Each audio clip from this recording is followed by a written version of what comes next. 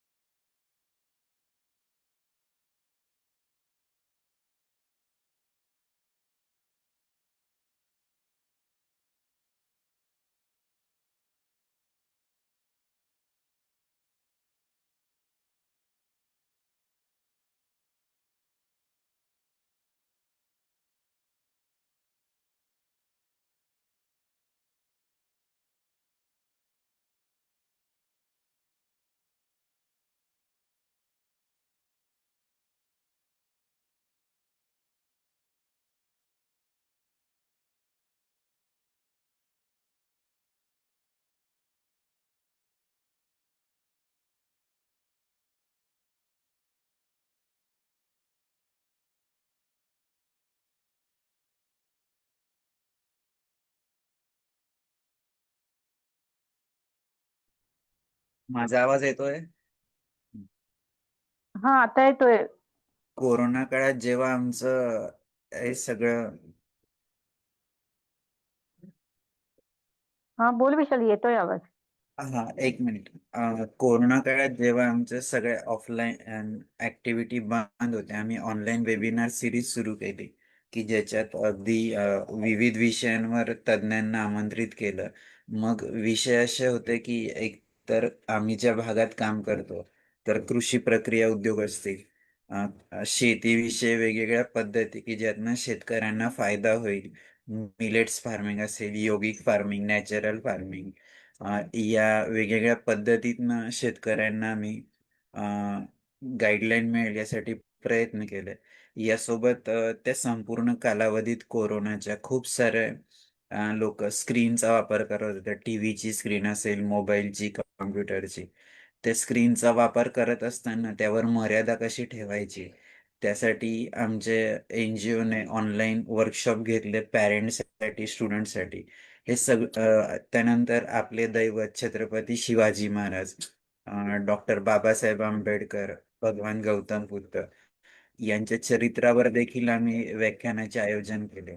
हे सगळं करत असताना जाणवत होतं की आपण असा एखादा संवादात्मक कार्यक्रम सुरू करू शकतो का. खूप चर्चा केल्यानंतर आमच्या प्रमुख मार्गदर्शिका भावनाताई विस्पुते यांच्या मार्गदर्शनाने 15 ऑगस्ट 2022 जेव्हा आपला देश भारताचा अमृत महोत्सवी स्वातंत्र्य दिन साजरा करत होते, त्या दिवशी संवाद सारथी व्याख्यानमालेची सुरुवात केली. त्याचा मूळ उद्देश जे पण डिफरंटली एबल अपंग व्यक्ती आहे, त्यांना आमंत्रित करून त्यांचा जीवन प्रवास जाणून घेणं. आम्हाला असं जाणवलं की जे अपंग व्यक्ती असतात त्यांच्या जीवनात खूप सारा संघर्ष असतो. मग ते त्यांच्या जीवनात जगत असताना आपल्यातल्या कमी ओळखून त्यावर मात कशी करतात, आपल्या जीवनाचं बॅलन्सिंग कसं करतात आणि जेव्हा ते त्यांचं शिक्षण घेत असताना त्यांचं व्यवसायात किंवा त्यांचं जे काही करिअर आहे किंवा सामाजिक क्षेत्रात वावरताना त्यांना येणाऱ्या अडचणीवर मात करून ते स्वतःला कसं सिद्ध करतात. मग एखादा खेळ असेल, एखादी परीक्षा असेल किंवा कुठलंही क्षेत्र. तर हे सगळं जाणून घेण्यासाठी आम्ही या संवाद सारथी व्याख्यानमालेची सुरुवात केली आणि गेल्या 3 वर्षापेक्षा जास्त कालावधी आज आपण 161व्या पुष्पात आहोत. तर जितकेही लोक इथं येऊन गेले, महानुभाव येऊन गेले, त्या सर्वांचं त्यांच्या क्षेत्रात ते मास्टर ब्लास्टरच होते आणि त्यांच्याकडून आम्हाला प्रत्येक वेळेस एक नवीन गोष्ट ऐकायला मिळाली, शिकायला मिळाली आणि ती इतर लोकांपर्यंत पोहोचवण्याची संधी मिळाली. त्यामुळे निश्चितच यातनं आम्हाला आणि हे सगळं लाईव्ह बघताना किंवा YouTubeवर बघताना लोकांना प्रेरणा मिळत असते. मी जास्त वेळ न घेता आपले आजचे वक्ते संतोष सर यांचा परिचय करून देण्यासाठी सारिका मॅडमला विनंती करतो.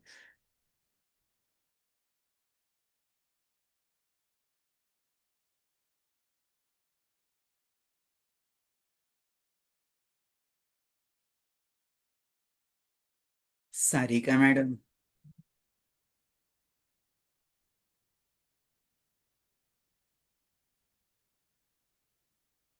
हॅलो, आवाज येतोय सर? धन्यवाद सर. हो हो सर्वांना येतोय. नमस्कार. संकल्प फाउंडेशन सामनेर आयोजित संवाद सारथी या वेब संवाद सत्रातील पुष्प 161वे आज गुंफले जात आहे.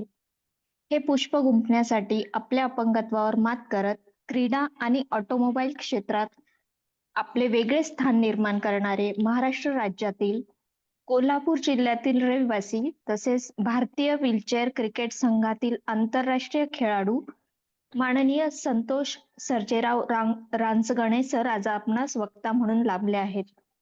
त्यांनी मॅट्रिक पर्यंतचे शिक्षण पूर्ण केले असून बाईक रिपेअरिंगचेही प्रशिक्षण घेतले आहे.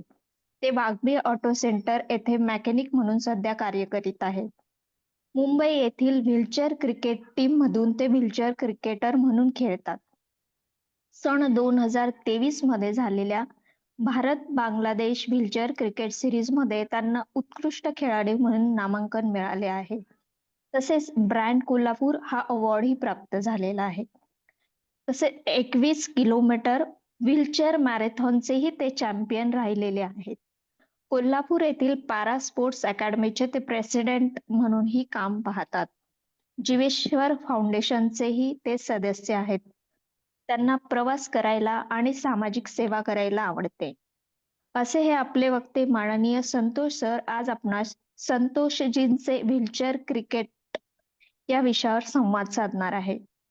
चला तर मग आपणही संकल्प फाउंडेशनच्या संवाद सारथी या वेब संवाद सत्रात सहभागी होऊया आणि अडथळ्यांवर मात करत पुढे जाण्यासाठी ऊर्जा मिळवूया.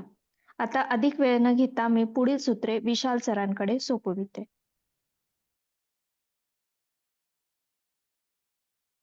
धन्यवाद सारिका मॅडम. मी पुनश्च एकदा सर्वांचे खूप खूप स्वागत करतो आणि आजच्या या संवाद सारथी व्याख्यानमालेला सुरुवात करण्यासाठी मी आपले आजचे वक्ते माननीय संतोष सरांना विनंती करतो की त्यांनी त्यांचा जीवन प्रवास आमच्या सोबत शेअर करावा. खूप खूप स्वागत आहे सर आपलं.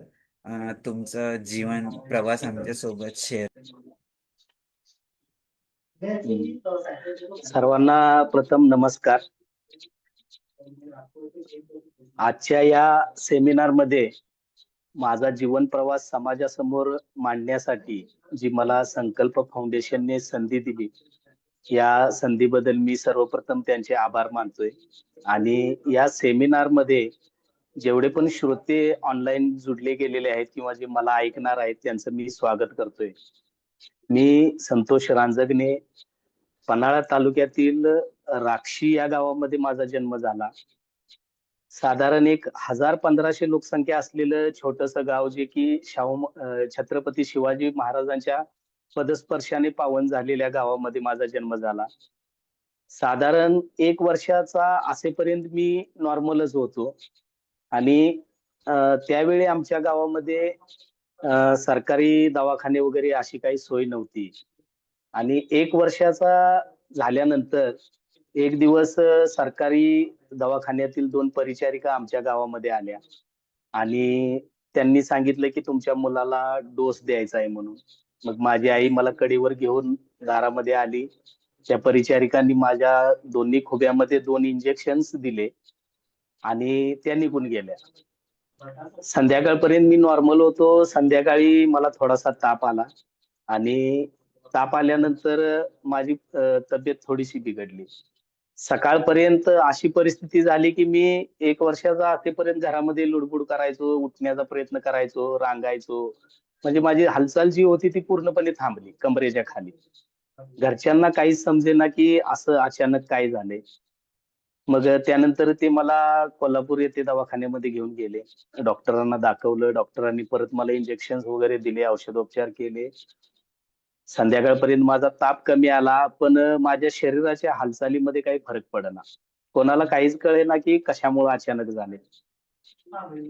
या सर्व गोष्टी करता करता 2-3 दिवस गेले. माझी हालचाल पूर्णपणे थांबली होती.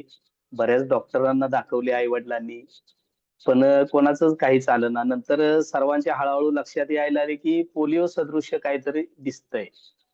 पण त्यावेळी गावामध्ये पण एवढा अवेअरनेस नव्हता किंवा सोय पण नव्हती. मग करायचं काय? तर शहराच्या ठिकाणी जायचं म्हटलं तर दळणवळणाची जास्त सोय नव्हती आणि वडील जे होते माझे ते शाहू मिल कोल्हापूर येथे जी शाहू महाराजांनी कापड गिरण चालू केली होती, त्या गिरणीमध्ये कामगार होते. ते सकाळी 7:00ला जायचे, ते रात्री 7:00-8:00लाच यायचं. त्यांचा पण हा 15 ते 16 किलोमीटरचा प्रवास हा सायकलवरूनच असायचा. आई घरी एकटीच असायची. आणि आमचं जे सरकारी दवाखाना जे होता तो तालुक्याच्या ठिकाणी होता, पन्हाळा. जे गावापासूनचे अंतर होते 6 किलोमीटर. गावामध्ये पण काही दळणवळणाची सोय नव्हती. 2 किलोमीटर चालत जाऊन बस पकडावी लागायची. पण घरचं सगळं काम आवरून स्टॉपवर जाई तोपर्यंत बस निघून जायची. मग माझी आई मला कडेवर घेऊन पन्हाळा येथे जायची. 6 किलोमीटर पायी चालत जायची. त्यानंतर तिथं थोडंसं डॉक्टर मला बघायचे. किरकोळमध्ये व्यायाम वगैरे द्यायचे. त्यानंतर परत माझी आई 6 किलोमीटर घरी घेऊन मला यायची. त्या संपूर्ण प्रवासामध्ये 1-2-3 वर्ष अशीच निघून गेलीत. तब्येतीमध्ये काहीच फरक पडेना. मी आईच्या कडेवरच राहायचो. खाली सोडला की खाली पडायचो. अशीच माझी एकंदरीत स्थिती होऊन गेली होती. वडिलांना थोडीशी कुस्तीची आवड होती. ती गावातील मुलांना कुस्ती पण शिकवायची संध्याकाळी कामावरून आल्यानंतर. मग ते मला तालमीत घेऊन जायचे आणि तालमीमध्ये गेल्यानंतर एक 2.5 ते 3 फुटाचा खड्डा काढून त्यामध्ये मला उभं करायचे आणि बाजूने माती अशी ढकलून पूर्ण असे पायाने दाबून एक प्रकारे माझ्या पायांना सपोर्ट मिळेल असं ते करायचे आणि त्या खड्ड्यामध्ये मला जवळपास 2-1 तास ते सोडायचे आणि बाकीच्या मुलांचा व्यायाम वगैरे घ्यायचा. हे असं करता करता 3-4 वर्ष मला असं सलग केलं तर पायाचं मॉलिश वगैरे पण ते करायचे. थोडीफार पायाच्या हालचालीमध्ये सुधारणा होत गेली आणि पायामध्ये थोडासा जीव आल्यागत झालं. पण जे कमरेच्या खाली जो वाढ व्हायला पाहिजे पायांची ती नाही झाली. माझे पाय बारीकच राहिले. या सर्व प्रवासादरम्यान 7-8 वर्ष निघून गेली. शाळेचं माझं वय झालं. मी शाळेला जाऊ लागलो. गावामध्येच विद्यामंदिर राक्षी या ठिकाणी मला शाळेला घातलं. मी माझं 1ली ते 7वी पर्यंतचं शिक्षण हे गावातल्या शाळेतच झालं. आई मला नेऊन सोडायची, घेऊन यायची. मी मुलांच्या बरोबर जायचो. मित्र वगैरे बरेच झाले होते, ते मला घेऊन जायचे, हाताला धरायचे. असं करत करत माझे 7वी पर्यंत शिक्षण झाले. 7वी नंतर परत हायस्कूलचे शिक्षण माझे छत्रपती हायस्कूल राक्षी या ठिकाणी झाले. 10वी पर्यंत माझं शिक्षण एक उत्तम प्रकारे झाले. मी शाळेमध्ये पण हुशार होतो आणि एक चांगला विद्यार्थी म्हणून पण माझ्याकडे बघितलं जात होतं. हायस्कूलचे शिक्षण 10वी नंतर झाल्यानंतर घरच्यांच्या समोर प्रश्न पडला, की गावामध्ये असताना तर याच्याकडे लक्ष राहत होतं, पण आता इथून पुढं त्याला परगावी शिक्षणासाठी घालावं लागणार. कारण 10वी नंतरच्या शिक्षणाची सोय आमच्या इथं नव्हती. मग ते एकतर तालुक्याच्या ठिकाणी किंवा जिल्ह्याच्या ठिकाणी जावं लागायचं. याच दरम्यान वडिलांच्या मित्रांनी एका अ, वसतिगृहाचा पत्ता आमच्या वडिलांना दिला, ज्याचं नाव होतं हेल्पर्स ऑफ द हँडिकॅप्ड, जे की उंचगाव मुडशिंगी येथे कार्यरत आहे. त्या शाळेचा पत्ता दिल्यानंतर वडील पहिल्यांदा जाऊन चौकशी वगैरे करून आले. तिथे राहायची सोय कशी आहे किंवा तिथं बाकीच्या सुविधा काय-काय आहेत, हे सगळं बघून आल्यानंतर त्यांनी माझं ॲडमिशन तिथं केलं.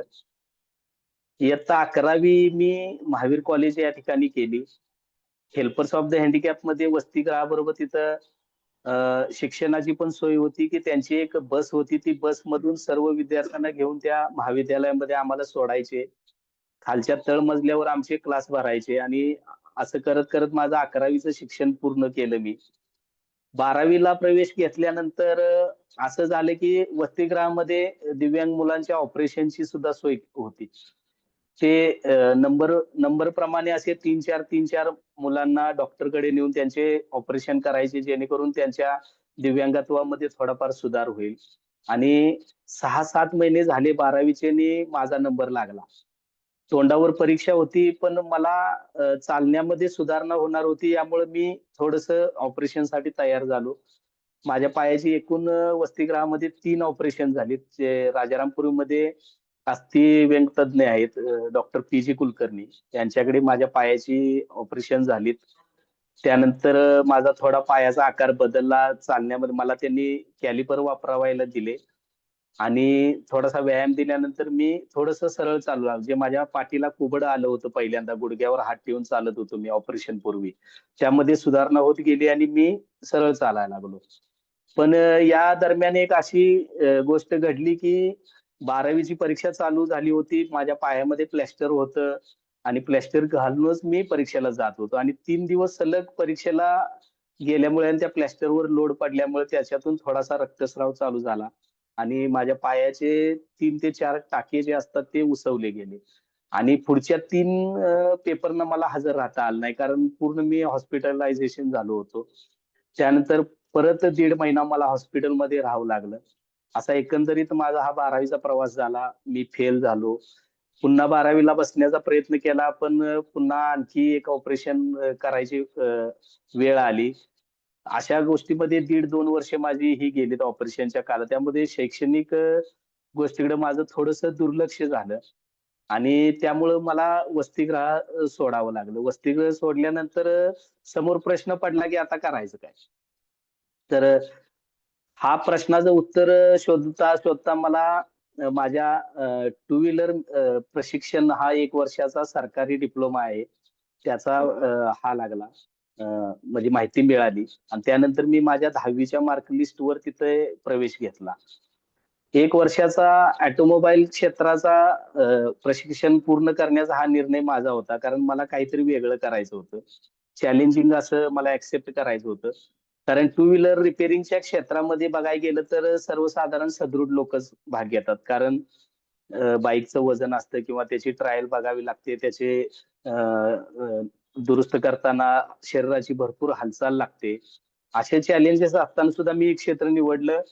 1 वर्षाच्या सफल प्रशिक्षणानंतर मी साई सर्व्हिस, जे बजाजचे अधिकृत डीलर आहेत, त्यांच्याकडे मी अर्ज केला नोकरीसाठी. पण तिथं पण थोडंसं मला पहिल्यांदा त्यांनी हे केलं, की "तू अपंग आहेस, एखांदी गाडी हे करताना पडली तर कस्टमरचं नुकसान होईल. आम्हाला तसं हे कर." पण मी त्यांचं ते चॅलेंज एक्सेप्ट केलं, की त्यांना सांगितलं, की जर माझ्याकडून काही नुकसान झालं, तर मी स्वतः ते माझी भरपाई करून देईन. माझे काम बघा, माझी कामाची पद्धत बघा आणि मग तुम्ही मला संधी द्या. त्यानंतर त्यांनी मला संधी दिली आणि जवळपास मी 4 वर्ष कोणत्याही तक्रारी विना त्या डीलरशिपमध्ये काम केलं.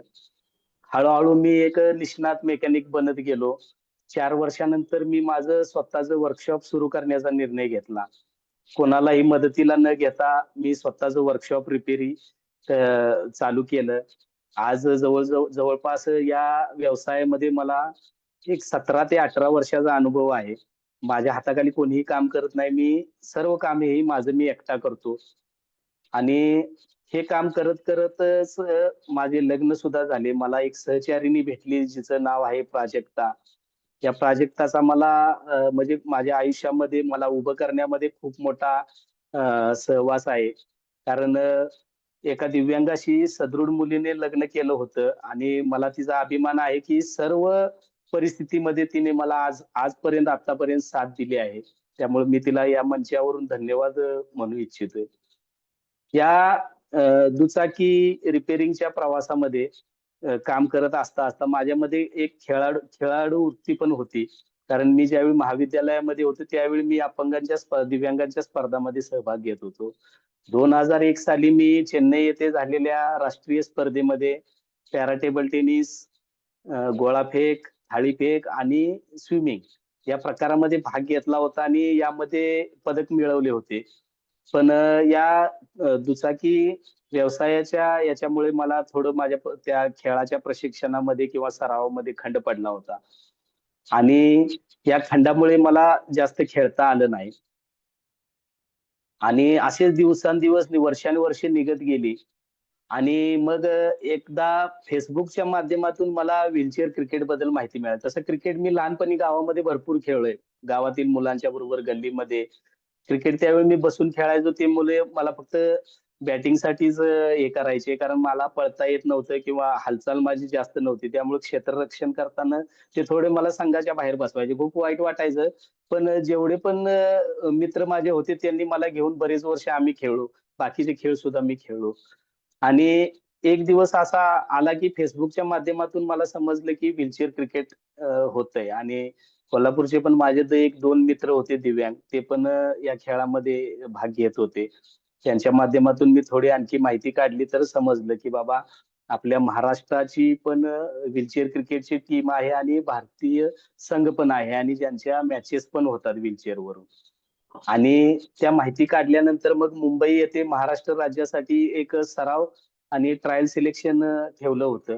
त्या सिलेक्शनसाठी मी पहिल्यांदा गेलो 2017 मध्ये आणि व्हीलचेअर कशी वापरायची याचं मला थोडं म्हणजे हे होतं, नॉलेज होतं. कारण ज्यावेळी मी हेल्पर्स ऑफ द हँडिकॅप या वसतिगृहामध्ये होतो, त्यावेळी ऑपरेशन नंतर किंवा ऑपरेशनच्या अगोदर पण मुलं व्हीलचेअरवर असायची. तिथं आम्ही खेळायचो. पण असं प्रोफेशनल व्हीलचेअर वरून कधी खेळलो नाही जास्त. पण व्हीलचेअर चालवण्याचा माझा अनुभव होता. व्हीलचेअर फिरवणे, व्हीलचेअरवरचा बॅलन्स हे सगळं मला माहिती होतं. याचा फायदा मला या ट्रायल सिलेक्शन मध्ये झाला आणि पहिल्या सिलेक्शन ट्रायलमध्ये मी महाराष्ट्र टीमसाठी सिलेक्ट झालो. महाराष्ट्र टीमचा पहिला दौरा हा होता गुजरात येथे.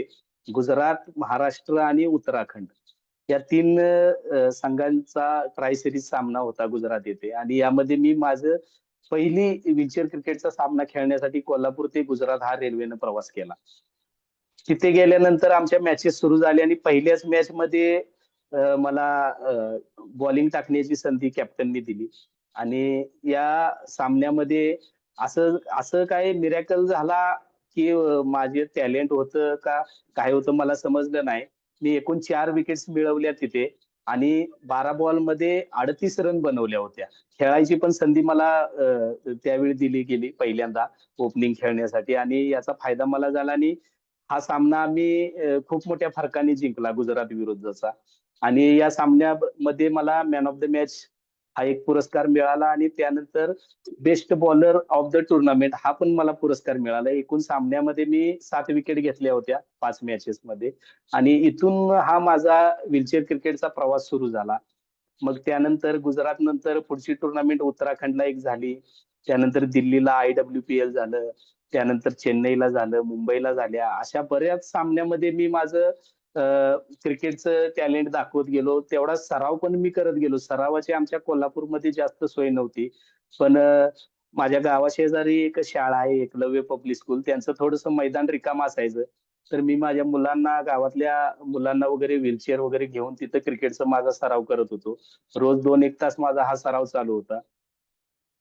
2017-18 मध्ये अशा बऱ्याचशा नॅशनल लेव्हलच्या टुर्नामेंट खेळल्यानंतर माझा परफॉर्मन्स बघून पहिल्यांदा माझी ह्याच्यासाठी भारतीय संघासाठी जी निवड चाचणी होणार होती, लखनौ येथे ती झाली. तिच्यासाठी माझी निवड झाली आणि महाराष्ट्राकडून मी, संतोष रांजगणे आणि माझा एक मित्र साहिल सय्यद, अशा आमच्या या दोघांची निवड मुंबई व्हीलचेअर क्रिकेट संघाकडून झाली होती आणि याच्यासाठी आम्ही दोघं तिथे लखनौला गेलो होतो. त्या तिथे गेल्यानंतर आमचं 3 दिवसाच्या मॅचेस झाल्या. आमचा बॉडी फिटनेस बघण्यात आला. त्यानंतर आम्हाला आमचे टॅलेंट बघण्यात आलं. आम्हाला खेळवण्यात आलं. आमचा स्कोर, परफॉर्मन्स ह्या सर्व गोष्टी अॅनलाईज केल्यानंतर त्यांनी, म्हणजे मी पहिला जो भारत विरुद्ध बांगलादेश हा जो आंतरराष्ट्रीय 3 मॅचेसची सिरीज झाली, याच्यासाठी भारतीय संघामध्ये निवडलं गेलो आणि या बातमीनं माझ्या गाव तसेच माझ्या तालुक्यातील सर्व लोकही आनंदी झाले आणि असाच हा माझा प्रवास सुरू राहत गेला. बांगलादेश विरुद्ध खेळत असताना माझी कामगिरी सुद्धा अतिशय चांगली होती. माझा ऑलराऊंड परफॉर्मन्स तिथे होता आणि या ठिकाणी भारताने बांगलादेशवर 3-0 ने मात केली. त्यानंतर पुन्हा एकदा असेच हे क्रिकेटचे सामने होत गेले. क्रिकेटचे सामने होता होता परत दुसऱ्यांदा 2024 साली पुन्हा एकदा भारतीय व्हीलचेअर क्रिकेट संघासाठी माझं नाव घेण्यात आलं. कारण जो आंतरराष्ट्रीय सामना होणार होता तो श्रीलंकेसाठी होणार होता. माझा आंतरराष्ट्रीय सामन्यामधील अनुभव, माझं प्रॅक्टिस, माझी मेहनत, त्याबरोबरच माझा परफॉर्मन्स पाहून पुन्हा एकदा मला पाचारण करण्यात आलं भारतीय टीमसाठी आणि यावेळी पण कॅम्पमध्ये माझं सिलेक्शन झालं आणि पुन्हा एकदा मी भारतीय टीममध्ये स्थान मिळवण्यात यशस्वी झालो. भारत विरुद्ध श्रीलंका हा 5 आंतरराष्ट्रीय सामन्यांचा सिरीज झाली. या सिरीजमध्ये सुद्धा माझा परफॉर्मन्स अतिशय चांगला झाला आणि अ, सर्वांना अभिमान वाटेल, तालुक्याचं, जिल्ह्याचं नाव मी रोशन करतोय, हे असं सर्वांना हे होत गेलं. माझ्याकडून पण त्या अपेक्षा पूर्ण होत गेल्या आणि मी आज भारतीय संघाचा एक ऑलराऊंडर म्हणून सध्या खेळतोय. मला माझ्या टीमच्या सहकार्याकडून तेवढंच मला मोटिव्हेशन मिळतंय. मला संधी देण्यात येते. याबद्दल मी या मंचावरून माझ्या भारतीय व्हीलचेअर क्रिकेट संघ तसेच मुंबई व्हीलचेअर क्रिकेट संघ यांचं मी आभार मानतोय. या क्रिकेटच्या प्रवासामध्ये मला जी अनमोल साथ मिळाली ती पहिली ऑब्व्हियसली आहे माझी पत्नी, की जिने मी ज्यावेळी टुर्नामेंटला बाहेर जात होतो, त्यावेळी माझ्या 2 मुलांचा, आई-वडिलांचा, सर्व संसाराचा गाडा तिने एकट्यानं ओढलेला आहे. मी 8-8, 10-10, 15-15 दिवस बाहेरगावी जायचो. त्यावेळी तिनं असेल त्या परिस्थितीमध्ये घर चालवण्याचं काम केलं, मला आधार देण्याचं काम केलं. मला बोलत गेली, की "तू खेळत राहा, खेळत राहा. मी आहे मागं." असा आधार देत गेला. यामुळं माझं हे आजचं जे यश आहे ते त्या यशाच्या मागे मला तिचा खारीचा नाही, मोठा वाटा आहे असं वाटतंय. या माझ्या क्रिकेटच्या प्रवासामध्ये मला आणखी एका मनुष्याची जी मोलाची साथ मिळाली ती म्हणजे आमच्या मुंबई व्हीलचेअर क्रिकेट संघाचे कप्तान श्री राहुलराम उगडे सर यांचं. सरांनी मला पहिल्यापासून माझ्या पाठीवर हात ठेवत मला कसे लढायचं किंवा टफ कंडिशनमध्ये आपला स्वतःचा कॉन्फिडन्स कसा बिल्ड करायचा किंवा प्रतिस्पर्ध्याविरुद्ध खेळताना आपला म्हणजे आपल्या बुद्धीचा वापर कसा करायचा, या सर्व सिच्युएशनमध्ये त्यांनी मला सहकार्य केलं. आमचे जास्त करून सराव सामने हे मुंबईमध्ये व्हायचे. पण मुंबईमध्ये माझी राहण्याची काही सोय नसायची. तर त्यावेळी स्वतः ते मला त्यांच्या घरी घेऊन जायचे. 2 दिवस असो, 4 दिवस असो, 8 दिवस असो. ते मला लहान भावासारखे मला त्यांनी त्यांच्या घरामध्ये राहण्यासाठी सोय करून द्यायचे. जेवणाची सगळी सोय करून द्यायचे. त्यामुळं यांना पण मी या माझ्या यशाचं श्रेय देतोय. त्याचबरोबर विश्वनाथ गुरव असतील जे आमच्या व्हीलचेअर क्रिकेट असोसिएशनचे अध्यक्ष आहेत, विनोद गावंडे आहेत. त्याचबरोबर माझे सहकारी अशोक गजमल, गणेश शेलार, विजय धर्मामेहर, साहिल सय्यद, मनोज शर्मा असे बरेचसे खेळाडू आहेत, की त्यांनी मला कधी असं जाणवून दिलं नाही, की तू खेड्यातून आलायस, एका गावातून आलायस, मुंबईमध्ये येतोयस, प्रॅक्टिस करतोयस किंवा मला असं दिव्यांग म्हणून कधी त्यांनी भेदभाव न करता मला नेहमी सतत माझ्या पाठीशी राहिले. तू येत जा, खेळत जा, काही कमी पडलं तर आम्ही आहे. अशा या सर्व म्हणजे अडचणीतून त्यांनी मला धीर देत माझं क्रिकेटचं प्रवास सुरू ठेवण्यासाठी मदत केली. त्याबद्दल पण मी त्यांचं धन्यवाद मानतोय. हे माझं जे व्हीलचेअर क्रिकेट आहे, हे सर दिव्यांगांच्या सर्व प्रकारच्या कॅटेगरीमध्ये होतं. एकूण 56 अंकामध्ये आमची टीम बनवली जाते.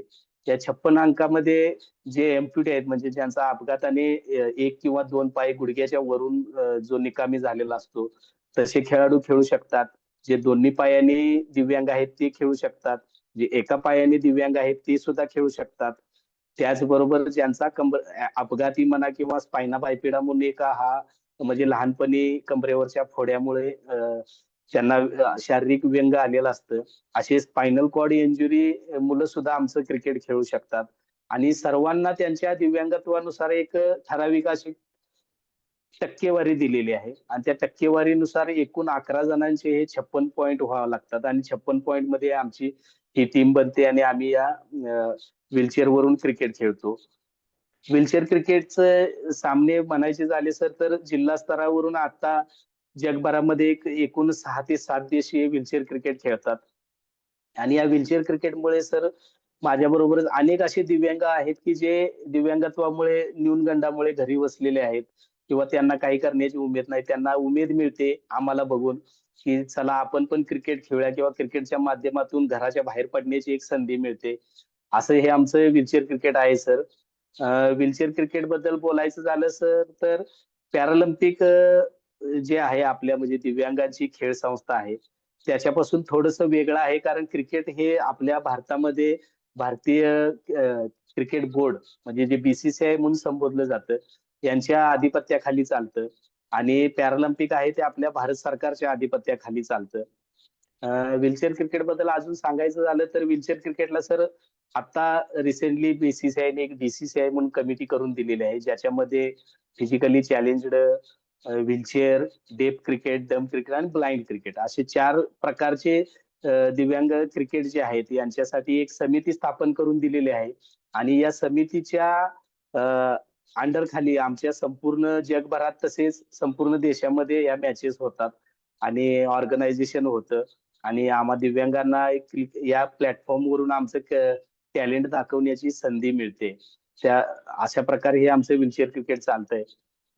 बीसीसीआयने सर अजूनपर्यंत आम्हाला इक्वल ऑपॉर्च्युनिटी दिलेली नाही आहे. पण आम्ही सध्या बीसीसीआय पर्यंत पोहोचलेलो आहे. त्या सकारात्मक दिशेने पावले उचलली जात आहेत. नुकतेच ब्लाइंड क्रिकेटने आमच्या महिलांचा जो वर्ल्ड कप झाला ब्लाइंड वर्ल्ड कप तो जिंकलेला आहे. त्यांना सुद्धा इक्वल ऑपॉर्च्युनिटी बीसीसीआयने किंवा मान सन्मान जो आहे तो दिलेला आहे.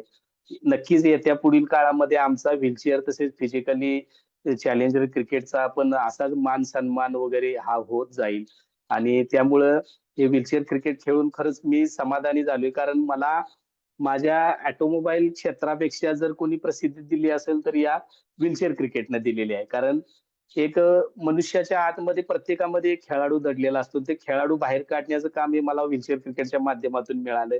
मी समाजासमोर येऊन माझं खेळातलं प्रावीण्य दाखवू शकलो.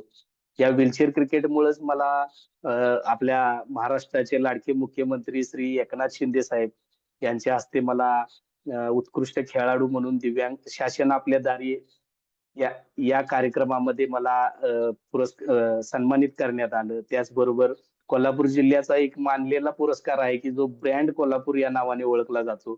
तो ब्रँड कोल्हापूर पुरस्कार मला मिळाला. त्याचबरोबर एक नामवंत असे क्रिकेट खेळाडू आहेत एबी डिव्हिलियर्स सर. त्यांना तर सगळे जग ओळखते. त्यांचे फॅन फॉलोईंग सुद्धा क्रिकेटच्या क्षेत्रामध्ये खूप आहेत. यांच्याबरोबर मला 2 तासाचा सराव करण्याची संधी मिळाली. अशा बऱ्याच गोष्टी ज्या मला क्रिकेटमधून मिळाल्या की ज्या मी स्वप्नात फक्त बघत होतो. एक सामान्य दिव्यांग म्हणून मला हे अशक्य होतं पण या माझ्या क्रिकेटच्या क्षेत्रामुळे मला या सर्व गोष्टी मिळत गेल्या आणि त्याबद्दल मी व्हीलचेअर क्रिकेटचा पण धन्यवाद करतो. माझी मुंबई व्हीलचेअर क्रिकेट टीमचा पण धन्यवाद करतो.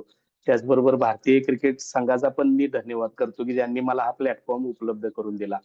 अशी ही माझी क्रिकेटची जर्नी आहे आणि या क्रिकेटच्या जर्नीमध्ये माझा फिटनेस राहण्यासाठी किंवा मला माझं मेहनत किंवा बॉडी स्ट्रेंथ व्यवस्थित ठेवण्यासाठी वाढवण्यासाठी मी सर व्हीलचेअर मॅरेथॉन करण्याचा म्हणजे निर्णय घेतला. आणि व्हीलचेअर मॅरेथॉन च जर थोडं बॅकग्राऊंड बोलायचं झालं तर आज भारतामध्ये सर्वच ठिकाणी मॅरेथॉन होतात. जास्त करून त्या एबल लोकांच्यासाठी होतात, पण दिव्यांगांना जास्त करून संधी दिली जात नाही. संधी दिली जाते, पण त्या संधीचं तर सोनं करता येत नाही आम्हाला दिव्यांगांना. कारण त्यामध्ये आम्ही कितीही मेहनत केली तर एक समाजाचा किंवा त्या ऑर्गनायझेशनचा आमच्याकडे बघण्याचा, सिंपती म्हणून बघण्याचा एक प्रयत्न असतो. आम्ही अनेकदा त्यांना विनंती केली की सर आमच्याकडे सिंपती म्हणून बघू नका, तर आमच्याकडे ॲबिलिटी म्हणून बघा. आणि यामध्येच बदल करण्यासाठी सर मी 2018 साली निर्णय घेतला की 2 किलोमीटर 3 किलोमीटर तर दिव्यांग सर्वच व्हीलचेअर रन करतात. तर आपण एक लॉंग रूटची व्हीलचेअर मॅरेथॉन करून आपण सर्वांना एक संदेश देऊ शकतो की आम्ही नॉर्मल लोकांच्या प्रमाणेच की एवढी मेहनत आणि आमच्यामध्ये गट्स आहेत किंवा आम्ही तेवढी ताकद आहे आमच्यामध्ये की आम्ही कोणत्याही अडथळ्याविना 21 किलोमीटर 42 किलोमीटर व्हीलचेअर वरून अंतर, फक्त एवढाच फरक की तुम्ही पायाने धावता आणि आम्ही या चाकाच्या खुर्चीने धावतो. आणि याच्यासाठी मी सर 2018 मध्ये कोटक व्हीलचेअर मॅरेथॉन एक झाली होती चेन्नईमध्ये. या कोटक व्हीलचेअर मॅरेथॉन मध्ये भाग घेतला. आणि सांगताना मला आनंद होतोय सर की या पहिल्याच माझी मॅरेथॉन जी होती 2018 साली झालेली, 21 किलोमीटर मी यामध्ये भाग घेतला होता. आणि हे 21 किलोमीटर हाफ मॅरेथॉनचं अंतर मी 2 तास 13 मिनिटांमध्ये कंप्लीट केलं होतं. आणि संपूर्ण भारतामधून जवळपास आणि नेपाळमधून पण काही स्पर्धक आले होते या मॅरेथॉनसाठी. तर जवळपास 40 एक स्पर्धक होते या 21 किलोमीटरच्या कॅटेगरीमध्ये. आणि या 2 तास 13 मिनिटाच्या साहाय्याने मी येथे प्रथम क्रमांक मिळवला होता. ही माझी पहिली सगळ्यात मोठी अचिव्हमेंट होती. आणि त्यानंतर पुन्हा एकदा मी 2020 मध्ये पुन्हा एकदा चेन्नईला गेलो. या ठिकाणी सुद्धा मी 21 किलोमीटर मध्ये पुन्हा एकदा भाग घेतला. आणि यावेळी माझ्यात थोडासा व्हीलचेअरचा प्रॉब्लेम झाला होता. चाक थोडंसं लूज झालं होतं. म्हणजे व्हीलचेअर एक 2-3 वेळा मोठ्या खड्ड्यामध्ये आदळलं होती.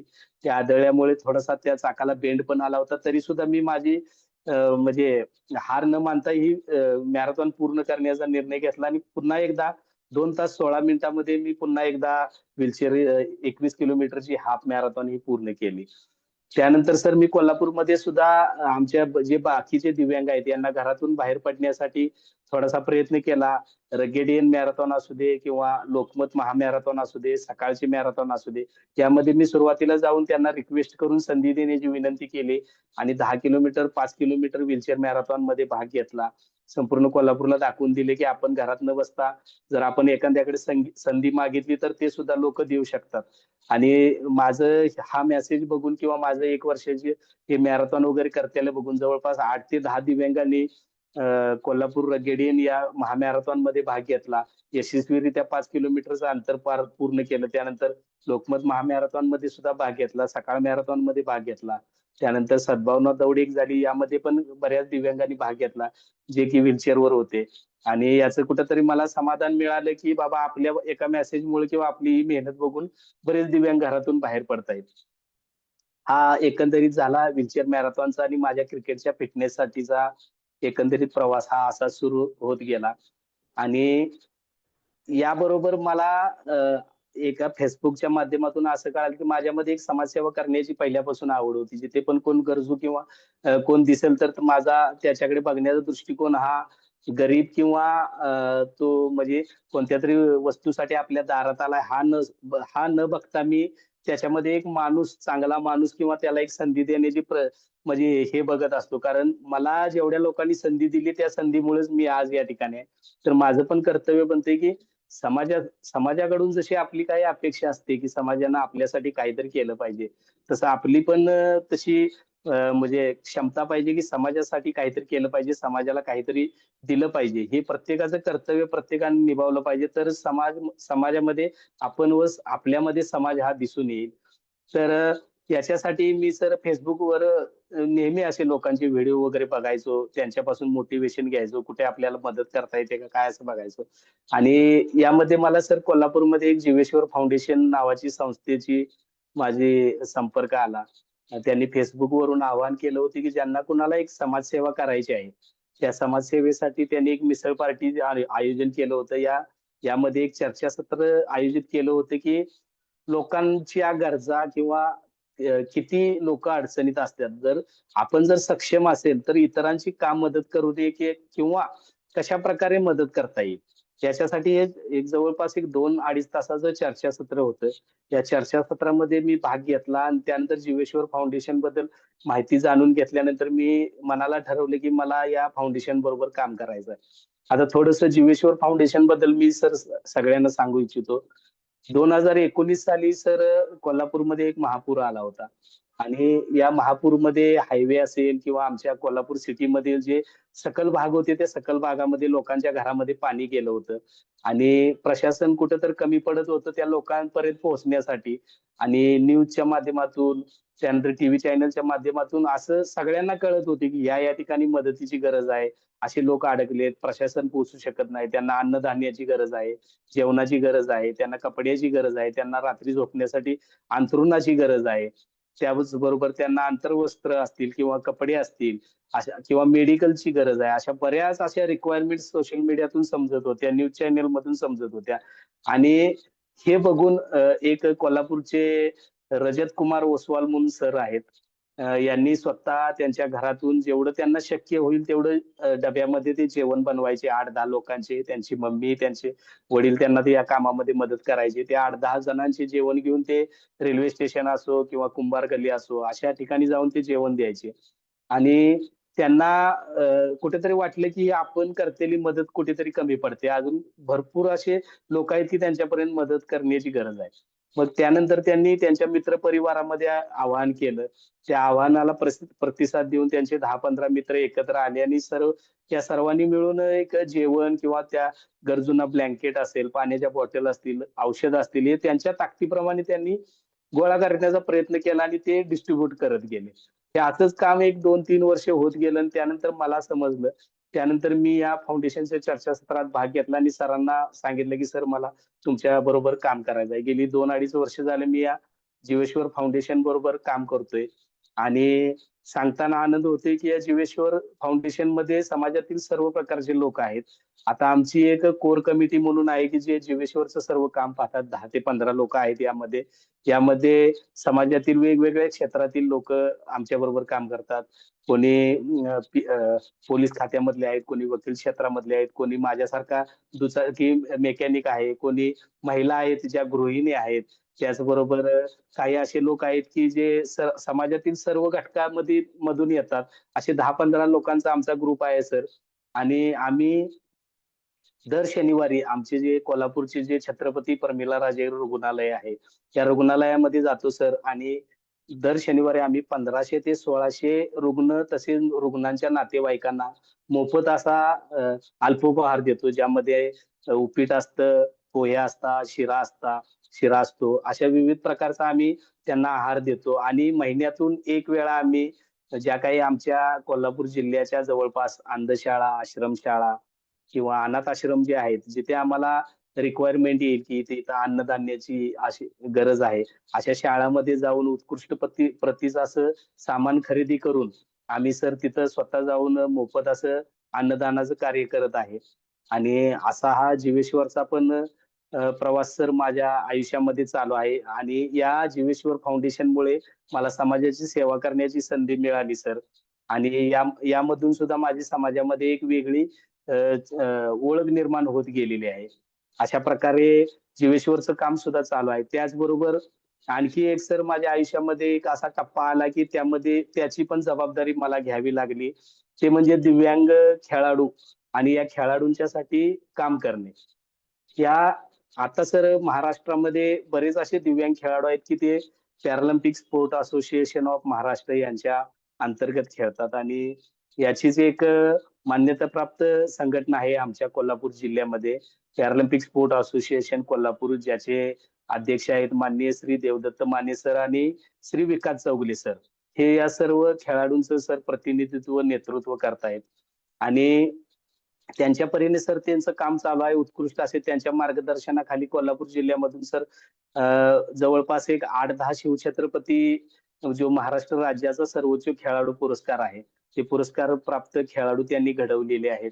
त्याचबरोबर दिव्यांगांच्या विविध खेळ पण ते घेत आहेत आणि हे माझे सहकारी आणि मित्र पण राहिलेले आहेत, यांच्याबरोबर सुद्धा माझं थोडंसं काम चालू आहे.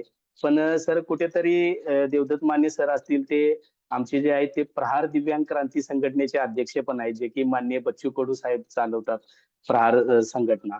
तर कुठेतरी सर त्यांच्यावर पण कामाचा ताण आहे, ताणतणाव आहे, किंवा अनेक खेळाडूंच्या पर्यंत ते पोहोचू शकत नाही आहेत.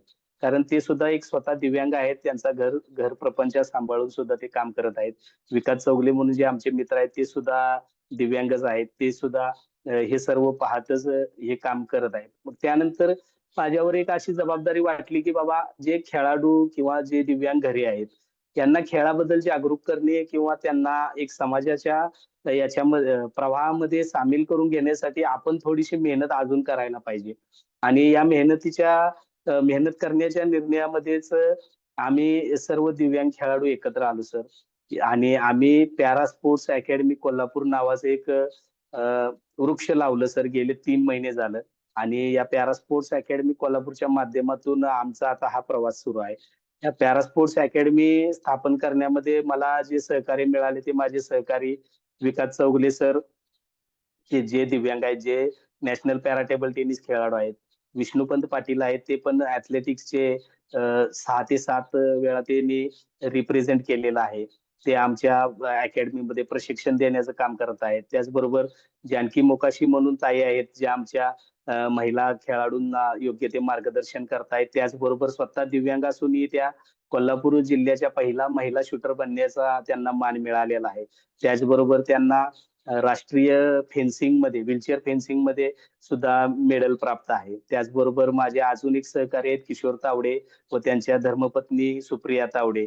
हे सुद्धा राष्ट्रीय खेळाडू आहेत. स्वतः दिव्यांग असूनही त्यांनी खेलो इंडिया गेम्स पर्यंत मजल मारलेली आहे. त्याचबरोबर कांचन चौगले म्हणून एक माझ्या सहकारी आहेत. त्या सुद्धा एक राज्यस्तरीय खेळाडू आहेत athletics मध्ये. आणि अशा या आमच्या, आणि सचिन घाडगे म्हणून जे आहेत, आणि जे की athletics मध्ये नॅशनल राष्ट्रीय प्लेयर आहेत, त्यांना सुद्धा मेडल्स आहे. अशा या 6 ते 7 दिव्यांग खेळाडूंनी म्हणून आम्ही एक ही पॅरा स्पोर्ट्स अकॅडमी स्थापन करण्याचा सर प्रयत्न केला. आणि याला कुठेतरी यश येताना आम्हाला दिसत आहे. कारण आम्ही या आता नुकतीच 5वी राज्यस्तरीय पॅरा ऍथलेटिक चॅम्पियनशिप झाली, राज्यस्तरीय स्पर्धा कोल्हापूरमध्ये. या स्पर्धेमध्ये आम्ही सर प्रत्येक नवीन खेळाडूला संधी देण्याचं ठरवलं होतं. आणि गेल्या 3 महिन्यामध्ये आम्ही स्वतः मुलांच्या घरी जाऊन त्यांच्या पालकांना खेळाबद्दल माहिती सांगून, किंवा त्यांना घरातून मैदानापर्यंत आणून त्यांचा 3 महिन्यामध्ये सराव घेतला. त्यांच्या अडीअडचणी, त्यांचे स्पर्धेचे फॉर्म भरणे, अशा वेगवेगळ्या प्रकारचं त्यांना सहकार्य करून त्यांना एक खेळाडू बनवू शकलो. आणि पहिल्याच प्रयत्नामध्ये आम्हाला हे यश आले, की आम्ही एकूण 25 खेळाडू या स्पर्धेमध्ये उतरवले होते. आणि या 25 खेळाडूंनी एकूण 24 पदकं मिळवली. यामध्ये 16 सुवर्ण पदक, 5 रौप्य पदक आणि 4 कांस्य पदक हे आमच्या अकॅडमीच्या खेळाडूंनी मिळवली. आणि खरंच सर आम्हाला खूप आनंद झाला. आणि अजून लोकांच्या पण आमच्याकडून खेळाडूंच्या अपेक्षा वाढत गेल्या. आणि आम्हाला सुद्धा आता अजून दिव्यांग खेळाडूंच्यासाठी काम करण्याची म्हणजे उमेद वाढत गेली, किंवा आमच्यावर जबाबदारी वाढत गेलेली आहे, की अजून लोकांच्या पर्यंत आम्हाला पोहोचायला पाहिजे. कारण अजून असे बरेचसे दिव्यांग आहेत, की ज्यांना घरातून कसं बाहेर पडायचं,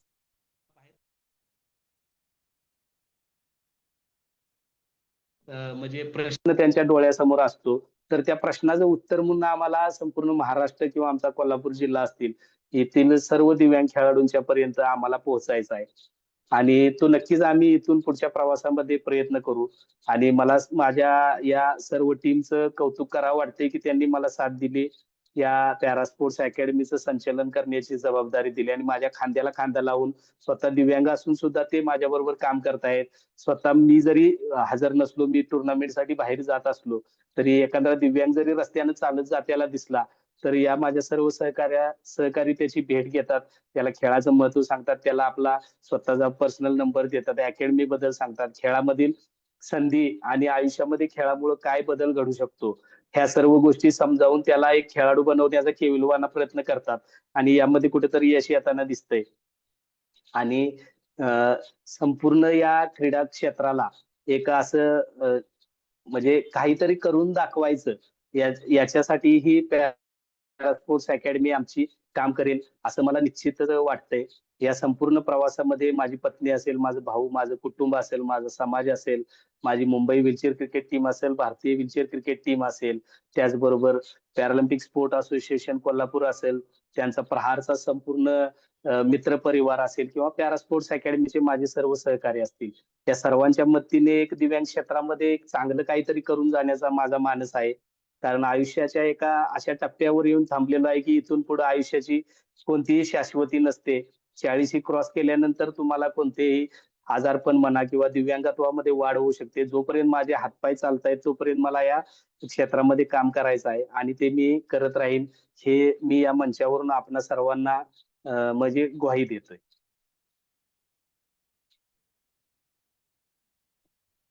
हॅलो.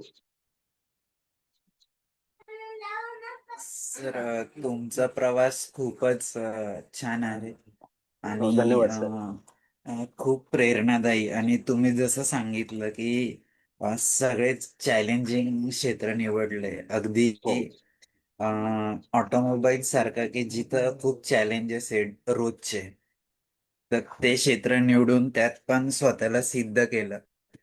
तर खरोखर सर तुमचा हा प्रवास आम्हालाच नाही तर जे पण लोक ऐकतील अ, ते तुमच्यासाठी निश्चितच प्रेरणादायी आहे.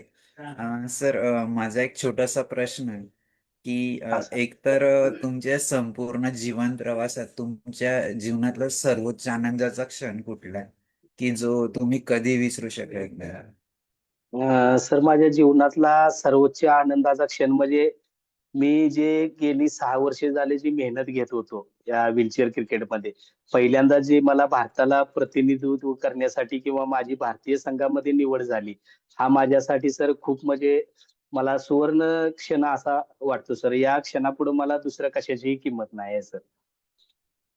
आणि सर अजून एक क्रिकेट विषयीच प्रश्न होता की हा सर. जसं नॉर्मल क्रिकेटमध्ये हो सर. 2020 वन डे आणि कसोटी हो. क्रिकेट असतं, तसं तुमच्या याच्यात पण तिघ प्रकार आहेत का? हा हो सर. अ, आमच्यामध्ये सर तिन्ही फॉर्मॅट मध्ये आता मॅचेस होत आहेत. T20 मध्ये होत आहेत, कसोटी होत आहेत, वन डे पण होत आहेत आणि सर्व प्रकारच्या फॉर्मॅट मध्ये आम्ही सर व्हीलचेअर क्रिकेट खेळतो सर.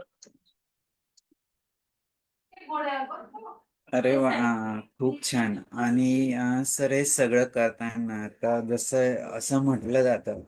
की एखादी कसोटी क्रिकेटची मॅच खेळायची असेल तर सर्वात आधी खूप जास्त नेट प्रॅक्टिस करावी लागते. हो तर माझ्या मनात हा प्रश्न आला की नॉर्मल लोकांना पण अगदी खूप सारी नेट प्रॅक्टिस करवून घेतली जाते, तसं तुम्हाला नेट प्रॅक्टिस करताना कुठल्या वातावरणात केली जाते आणि तुम्ही अ, ते किती सक्षमतेने सर. करू शकता त्याबद्दल माझ्या मनात प्रश्न. सर नेट प्रॅक्टिस बद्दल बोलायला गेलं तर सराव असल्याशिवाय तर तुम्ही क्रिकेटमध्ये 20 ओव्हरची मॅच असते आणि टेम्परेचर जे असतं ग्राउंडमध्ये ते कधी कधी 45-47 डिग्री पर्यंत पण असतं. म्हणजे ज्या मॅचेस उत्तर भारतामध्ये होतात, ज्या लखनौ, युपी, ग्वाल्हेर, हा जो आहे तो पट्टा जो आहे तो उष्णतेचा पट्टा आहे आणि या ठिकाणी मॅचेस होताना सर 45-47 टेम्परेचरला सुद्धा आम्ही खेळलेलो आहे. आणि याच्यासाठी सर बॉडी स्ट्रेंथ खूप महत्वाची असते, फिटनेस तुमचा खूप महत्वाचा असतो. आणि सर आम्ही क्रिकेट खेळतो हे सीझन बॉलने खेळतो, आम्ही टेनिस बॉल नाही खेळत सर. प्रॉपर लेदर बॉलने खेळतो. जे बीसीसीआयचे रूल्स असतात लेदर बॉलचे, हे रूल्स सगळे फॉलो करूनच खेळतो सर. आणि संपूर्ण व्हीलचेअर क्रिकेटच्या या खेळासाठी सर आम्हाला जर सराव करायचं म्हटलं तर माझ्याच आता जिल्ह्यातून बोलायचं झालं तर की तिथे क्रिकेट खेळलं जातं, पण स्पेशली दिव्यांगासाठी क्रिकेट सर थोडंसं म्हणजे अवघड होते. कारण मला सांगताना थोडंसं हे होतंय की आम्ही जर सर व्हीलचेअर क्रिकेट खेळायचं म्हटलं तर एकतर कुठेतरी शाळेची रिकामी जागा बघावी लागते आणि ते पण रविवार बघून, जिथे कोण शिक्षक वगैरे नाहीत असे, किंवा हातापाया पडून आम्हाला ग्राउंडची विनवणी करावी लागते. कारण व्हीलचेअर क्रिकेटमध्ये सर थोडासा अजून अवेअरनेस येण्याची गरज आहे. लोकांना असं वाटतंय की अरे तुम्ही तर दिव्यांग आहे, त्यात सीझन बॉलने खेळता, अरे कशाला खेळता, तुम्हाला बॉल लागेल, या सिंपतीनंच आमच्याकडे बघितलं जातं. आणि दुसरा एक म्हणजे सर आमच्या क्रिकेटच्या प्रवासातला मोठा अडथळा म्हणजे आम्हाला मैदान उपलब्ध होणे. कारण ज्या सीझन बॉलच्या ज्या मैदानं असतात ती थोडीशी म्हणजे वेल मेंटेन असतात आणि त्याची पिच असते किंवा जी खेळपट्टी असते तिला थोडंसं रोलिंग किंवा ती कॉस्टली जाते त्यांना मेंटेन करण्यासाठी. तर ते आमच्या व्हीलचेअरला बघून आम्हाला सजेशन देतात की तुम्ही इथे खेळू नका किंवा खेळू शकत नाही कारण तुमच्या व्हीलचेअरमुळे आमच्या धावपट्टीचं नुकसान होईल, आम्हाला मोठं नुकसान होईल, आम्हाला मॅनेजमेंटला उत्तर देताना आम्हाला अवघड होईल, आमचे जॉब जातील. अशा प्रकारच्या सर गोष्टी आमच्या कानापर्यंत येऊन आम्हाला व्हीलचेअर क्रिकेट खेळण्यापासून बऱ्याच ठिकाणी सर रोखण्यात गेलेला आहे. हा आमचा सर अनुभव आहे की खूप ठिकाणी मैदानावर आमची इच्छा आहे, आम्ही माझी टीम किंवा माझे सहकारी घेऊन त्या ठिकाणी गेलेलो आहे. पण तिथून हताश होऊन आम्हाला परत यावं लागलेलं आहे. कारण लोकांमध्ये तेवढा अवेअरनेस नाही. पण रिसेंटली सर मला सांगताना आनंद होतोय की अ, ज्या मैदानावर सचिन तेंडुलकर सरांनी सर 200 रन बनवल्या होत्या. या पिच या या धावपट्टीवर मी सुद्धा खेळलेलो आहे. आमचे व्हीलचेअर क्रिकेटचे सामने झालेले आहेत जे की मध्य प्रदेशमध्ये एक मैदान आहे त्या ठिकाणी. आणि 7 जवळ-जवळ दिवस आम्ही त्या खेळपट्टीवर खेळत होतो सर. पण कधीही त्या खेळपट्टीला आमच्याकडून नुकसान झालंय. त्याचबरोबर आम्ही एम-आय-जी क्लब जो मुंबईमध्ये बांद्रामध्ये नावाजलेला क्लब आहे. हे एम-आय-जी क्लब आम्हाला 2 ते 3 मोठ्या टुर्नामेंटसाठी सर अलाउड झालं होतं. या ठिकाणी पण आमच्या ट्राय सीरीज झाल्या सर. या किंवा या मैदानाची जी देखभाल करणारी मॅनेजमेंट आहे, त्यांची सुद्धा सर काही तक्रार आली नाही, की तुमच्या व्हीलचेअरमुळे आमचं ग्राउंड खराब झालं किंवा धावपट्टी खराब झाली. त्याचबरोबर सांताक्रुजला एक मिलन सबवेला एक ग्राउंड आहे. पयाडे म्हणून एक जे मैदान आहे, खारघरला एक मैदान आहे. असे म्हणजे 3-4 ठराविक जर मैदानं सोडली, तर आम्ही म्हणजे नाही खेळलेलो. आणि महाराष्ट्राच्या बाहेर जर बोललो, तर कर्नाटकमध्ये बेंगलोरमध्ये जे आलूरचं क्रिकेट ग्राउंड आहे, ज्या ठिकाणी आपली शहीद मुश्ताक अली ट्रॉफी जे होते, ज्यामध्ये सूर्यकुमार यादव, शिवम दुबे यासारखे नावाजलेले भारतीय संघाचे खेळाडू आपल्या महाराष्ट्राला रिप्रेझेंट करतात. त्या ग्राउंडवर सुद्धा सर आम्ही खेळलेलो आहे. आमची ASL एबिलिटी स्पोर्ट्स लीग म्हणून तिथं होते. त्या जवळ-जवळ 5 ते 6 दिवसाची आमची टुर्नामेंट असते. 6 ते 10 जवळपास राज्य संघ यामध्ये सहभाग घेतात. तर या मैदानाची पण काहीच तक्रार नाही आहे, की तुमच्या व्हीलचेअरमुळे आमची धावपट्टी खराब झाल्या. सर लोकांच्या मध्ये फक्त अवेअरनेस येण्याची गरज आहे. त्यांनी आमच्याकडे दिव्यांग म्हणून न पाहता एक क्रिकेट खेळाडू म्हणजे एक इक्वल अपॉर्च्युनिटी म्हणतात. हे बघून आम्हाला सर संधी दिली पाहिजे. आम्हाला मैदानं उपलब्ध करून दिली पाहिजेत. आणि ही जर का मैदानं सर जर आम्हाला इझिली अवेलेबल झाली, तर आम्ही हे व्हीलचेअर क्रिकेट नक्कीच जेंट्स क्रिकेट प्रमाणे त्या लेव्हलला नेऊन ठेवू. कारण संपूर्ण क्रिकेटमध्ये सर आमच्या फक्त आम्ही व्हीलचेअरवर असतो आणि ते उभा राहून खेळतात. बाकी सर्व रूल्स हे BCCIच्याच गाईडलाईन्सने आम्ही फॉलो करतो. त्यामुळे आम्हाला ही संधी मिळण्याची गरज आहे, मैदान उपलब्ध होण्याची गरज आहे. माझ्या वैयक्तिक बाबतीत जर बोलायचं झालं सरावासाठी, तर सर मी तुम्हाला बोललो की माझ्या घराशेजारी एक शाळा आहे, त्या शाळेचं मैदान आहे. त्या ठिकाणी मी सराव करतो. आता माझ्याबरोबर माझ्या सहकाऱ्यांची पण खूप इच्छा आहे कोल्हापूरमध्ये, की आपण सुद्धा व्हीलचेअर क्रिकेट जास्त खेळलं पाहिजे. पण ह्याच अडचणी येतायत सर, की मुळात म्हणजे पहिली व्हीलचेअर क्रिकेटला समस्या समोर येते ती म्हणजे पब्लिक ट्रान्सपोर्ट. घरातून बाहेर पडल्यानंतर त्याला जो प्रवास करताना जे सुविधा मिळाली पाहिजे, त्या सुविधेमध्येच पहिला त्याला अडथळा निर्माण होतोय. कारण जे पब्लिक ट्रान्सपोर्ट म्हणजे जे आमच्या ज्या कोल्हापूरमध्ये किंवा संपूर्ण महाराष्ट्रामध्ये ज्या काही बसेस आहेत, महाराष्ट्र शासनाच्या आहेत किंवा खाजगी महानगरपालिकांच्या KMT, PMT या बेस्ट सारख्या ज्या बसेस आहेत, या बसेसमध्ये सर व्हीलचेअर ॲक्सेसेबल काहीच नाही आहे सर. किंवा त्या कर्मचाऱ्यांना असं ट्रेनिंग सुद्धा म्हणजे जास्त करून प्रोव्हाईड केलं जात नाही, की एखादा व्हीलचेअर पर्सन जर तुम्हाला एखाद्या बस थांब्यावर दिसला, तर त्याला तुम्ही कशाप्रकारे उचलून बसमध्ये घेऊ शकताय आणि त्याला पुढील थांब्यापर्यंत किंवा त्याच्या याच्या इच्छित स्थळापर्यंत पोहोचवू शकताय. याचा कुठलंच प्रयोजन नाही. दिव्यांग मंत्रालय झालंय, आनंदाची गोष्ट आहे. महाराष्ट्र राज्यामध्ये, देशामध्ये पहिलं ठरलेलं आहे. पण दिव्यांग मंत्रालयाने सुद्धा हा सर मुद्दा उचलून धरला पाहिजे, की सदृढ लोकांप्रमाणेच दिव्यांगांना सुद्धा प्रवास करण्याची खूप म्हणजे बरोबरीची संधी दिली पाहिजे. त्याचबरोबर सर खेळाडू जरी तयार झाला, तर दुसरं एक अडचण अशी आमच्या समोर आहे, की ॲक्सेसेबल मैदान किंवा त्या मैदानावर उपलब्ध असलेले शौचालय. कारण सर या व्हीलचेअर क्रिकेटमध्ये सर्व प्रकारचे दिव्यांग खेळतात. जसे मी तुम्हाला बोललो, की स्पायनल कॉर्ड इंजुरी ज्यांच्या कमरेपासून खालच्या संवेदना या थोड्याफार म्हणजे कमी असतात. त्यांना स्पर्श जास्त जाणवत नाही. ज्यांना युरिन कंट्रोल नसतं, असे खेळाडू सुद्धा आमच्या व्हीलचेअर क्रिकेटच्या संघामध्ये आहेत सर. तर यांच्यासाठी सर एक हायजेनिक वॉशरूमची गरज असते. चला मी बोलतो हायजेनिक जरी नसलं तरी नॉर्मल जरी शौचालय असलं तर तिथे व्यवस्थित पाण्याची सोय पाहिजे आणि व्हीलचेअर इझिली त्या वॉशरूम मध्ये आत गेली पाहिजे असं ते ऍक्सेसिबल बनवलं पाहिजे. याची सुद्धा सर म्हणजे कमतरता संपूर्ण महाराष्ट्र तसेच खेड्यापाड्यापासून तर आहे पण महानगरपालिकेच्या हद्दीमध्ये सुद्धा जेवढी काही शौचालय आहेत सार्वजनिक हा खूप मोठा सर प्रश्न आहे. त्यामुळे सर त्या एकंदरीत 3-4 गोष्टी बघितल्या तर व्हीलचेअर क्रिकेटच असं नाही. कोणीही दिव्यांग असू दे, समाजातील तळागाळातील कोणताही दिव्यांग असू दे, जो नोकरीसाठी, उदरनिर्वाहासाठी किंवा एखाद्या देवदर्शनाला जरी जायचं म्हटला, तर त्याच्या समोर हे 4 ते 5 प्रश्न पहिले घरात असतानाच समोर उभे राहतात, की मी घरातून बाहेर पडलो तर कसं होणार? माझ्या सोबतीला जो माणूस आहे त्याला मी किती त्रास देणार? आणि तो सुद्धा त्याची पण एक क्षमता असते सर, की तो व्हीलचेअर ढकलू शकतोय, त्याच्या कुबड्यांना आधार देऊ शकतोय, बाकीची उपकरणे घेऊ शकतोय. पण समाजानं जे दिव्यांगांच्यासाठी जे केलं पाहिजे कर्तृत्व म्हणून किंवा प्रशासनानं केलं पाहिजे, की एक कमीत कमी एक स्वच्छतागृह प्रत्येक एरियामध्ये दिव्यांगांना ऍक्सेस आणि त्याचबरोबर अडथळा विरहित प्लॅटफॉर्म सर. म्हणजे बस स्टेशन असू दे, रेल्वे स्टेशन असू दे. त्या ठिकाणी सर ऍक्सेसिबिलिटी खूप महत्वाची आहे सर.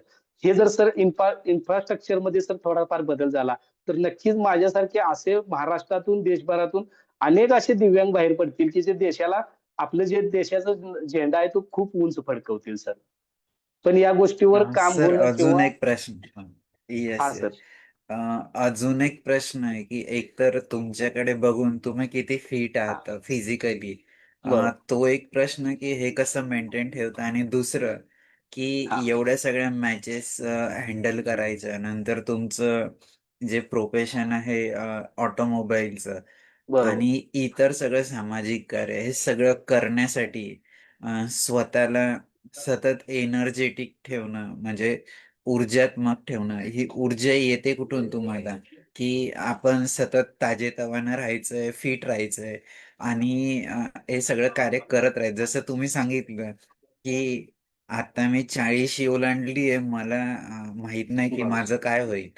तर मला हे लवकर लवकर जास्तीत जास्त काम करायचं आहे.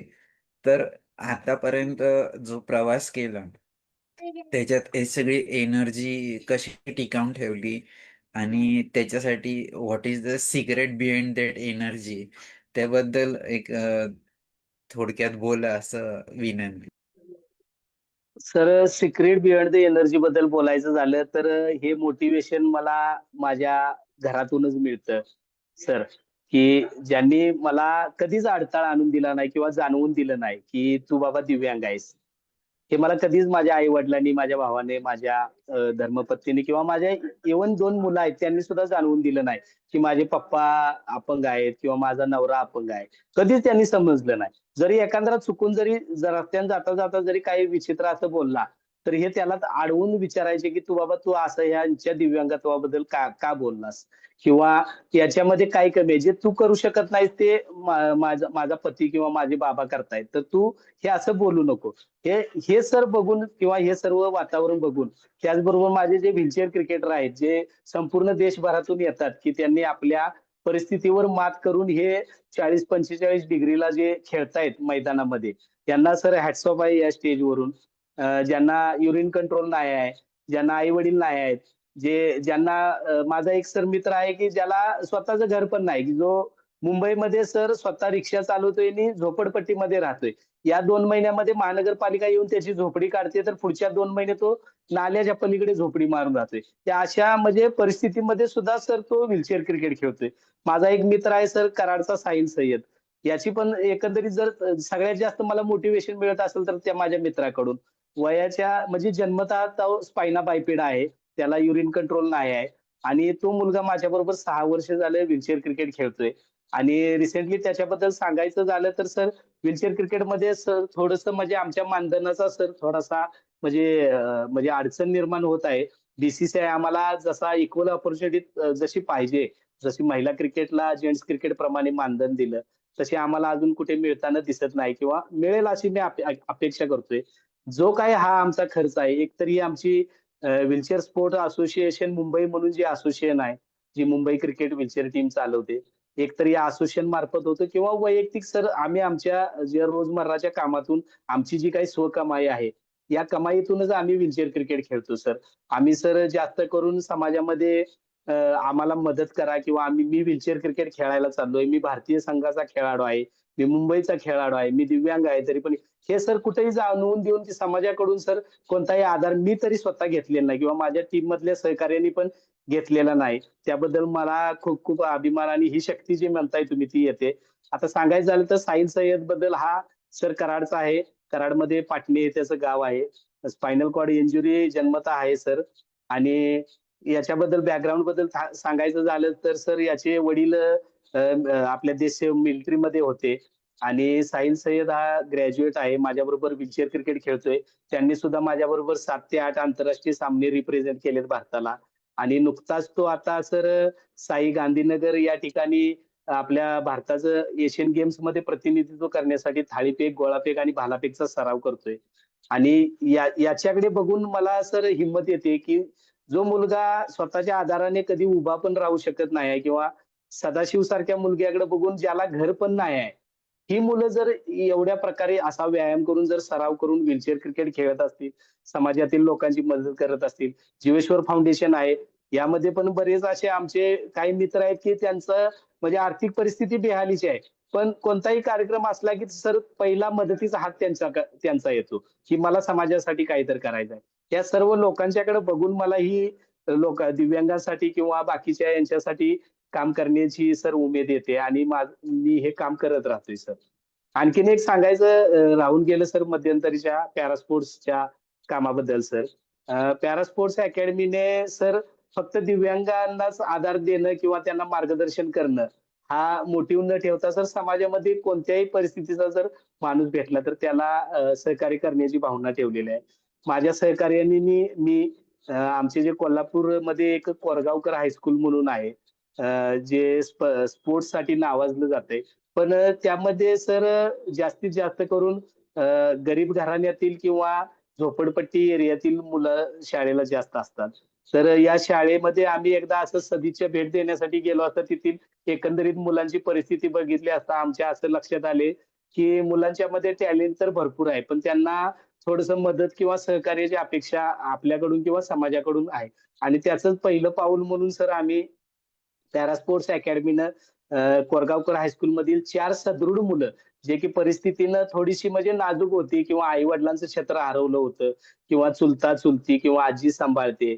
अशा किंवा कोणाचे आई-वडील धुणी-भांडी करतात. त्यांना आर्थिक परिस्थिती नाही आहे. अशा 4 सर मुलांचं आम्ही म्हणजे खेळाच्या माध्यमातून सहकार्य करण्याचं ठरवलंच.